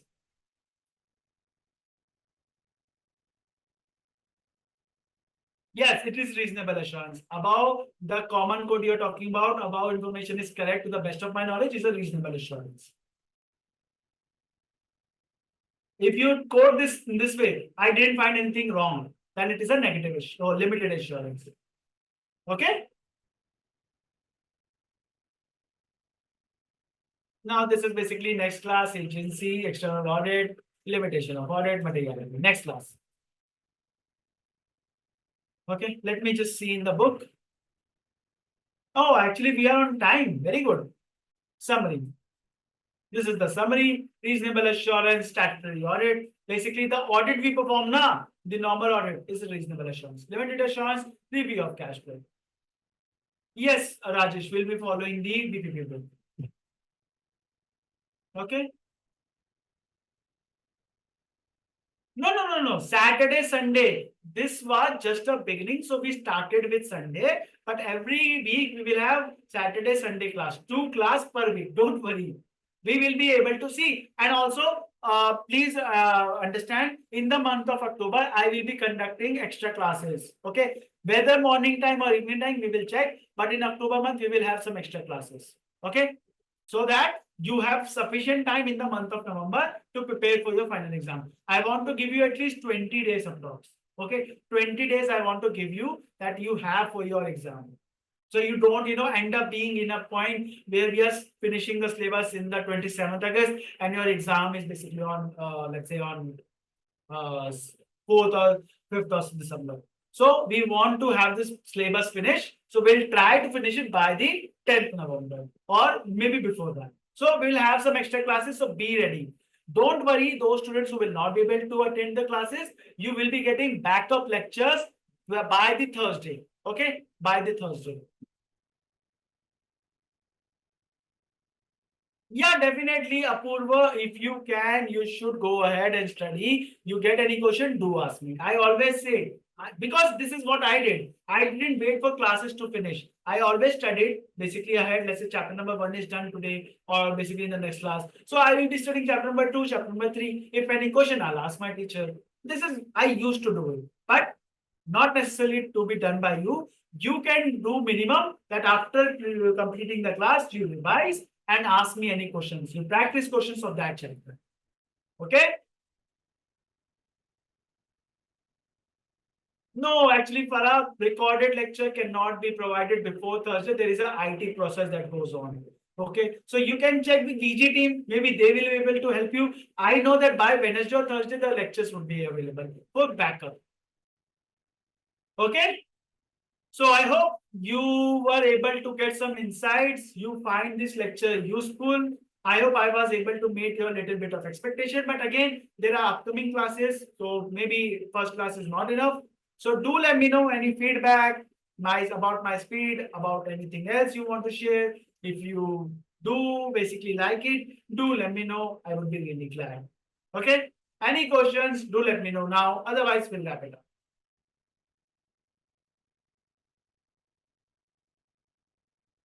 Okay, Apurva, your question whether you should pursue text with AA, this is your call, Apurva, but my recommendation is when you are doing audit, because if you are introduced to audit first time, then don't take too much risk. Audit is a subject where you will be writing 70 marks. This is not like your other subjects of, your skill level. So it is little risky. I would say give your 70 to 80% time to audit. It's risky. But again, I cannot say do not commit to taxation. Taxation can again be a new subject to you. So give time. If you feel you have spare time, you can study both. I have completed 2 subjects at a time at professional level, scored rank. My friends have completed 2 subjects at a time, scored rank. Nothing new. If you can, you can. Okay? There is nothing that cannot be done. No, Rajesh, I cannot do that. This is a copyright issue again. You can ask BG team, and maybe there are other methods that you can use, but I cannot comment on that. Okay. Audit engagement. No, Aditi, that is not. One of the assurance engagement that, okay, shareholder might appoint us or management might appoint themselves to see whether their controls are effective or not. This is one of the assurance engagement. Okay. Sarthak, you can contact me anytime by just sending me message on WhatsApp, but I will not be able to, respond them immediately because I have a working day, Monday to Friday. I also have a working life. So maybe I'll not be able to respond, but within 24 hours, I'll try to respond. Okay, Sarthak? Thank you, Ronald. Thank you so much for the pleasant word. Thank you, Purva. Rajesh, for you, that has to be bought.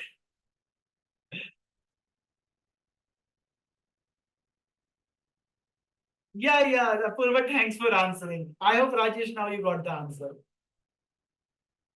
Okay. I cannot comment as a teacher. This is official, everything is official, right? So, thank you, everyone. Thanks for attending today's lecture. Hope to see you next class. Please do let me know any case of question.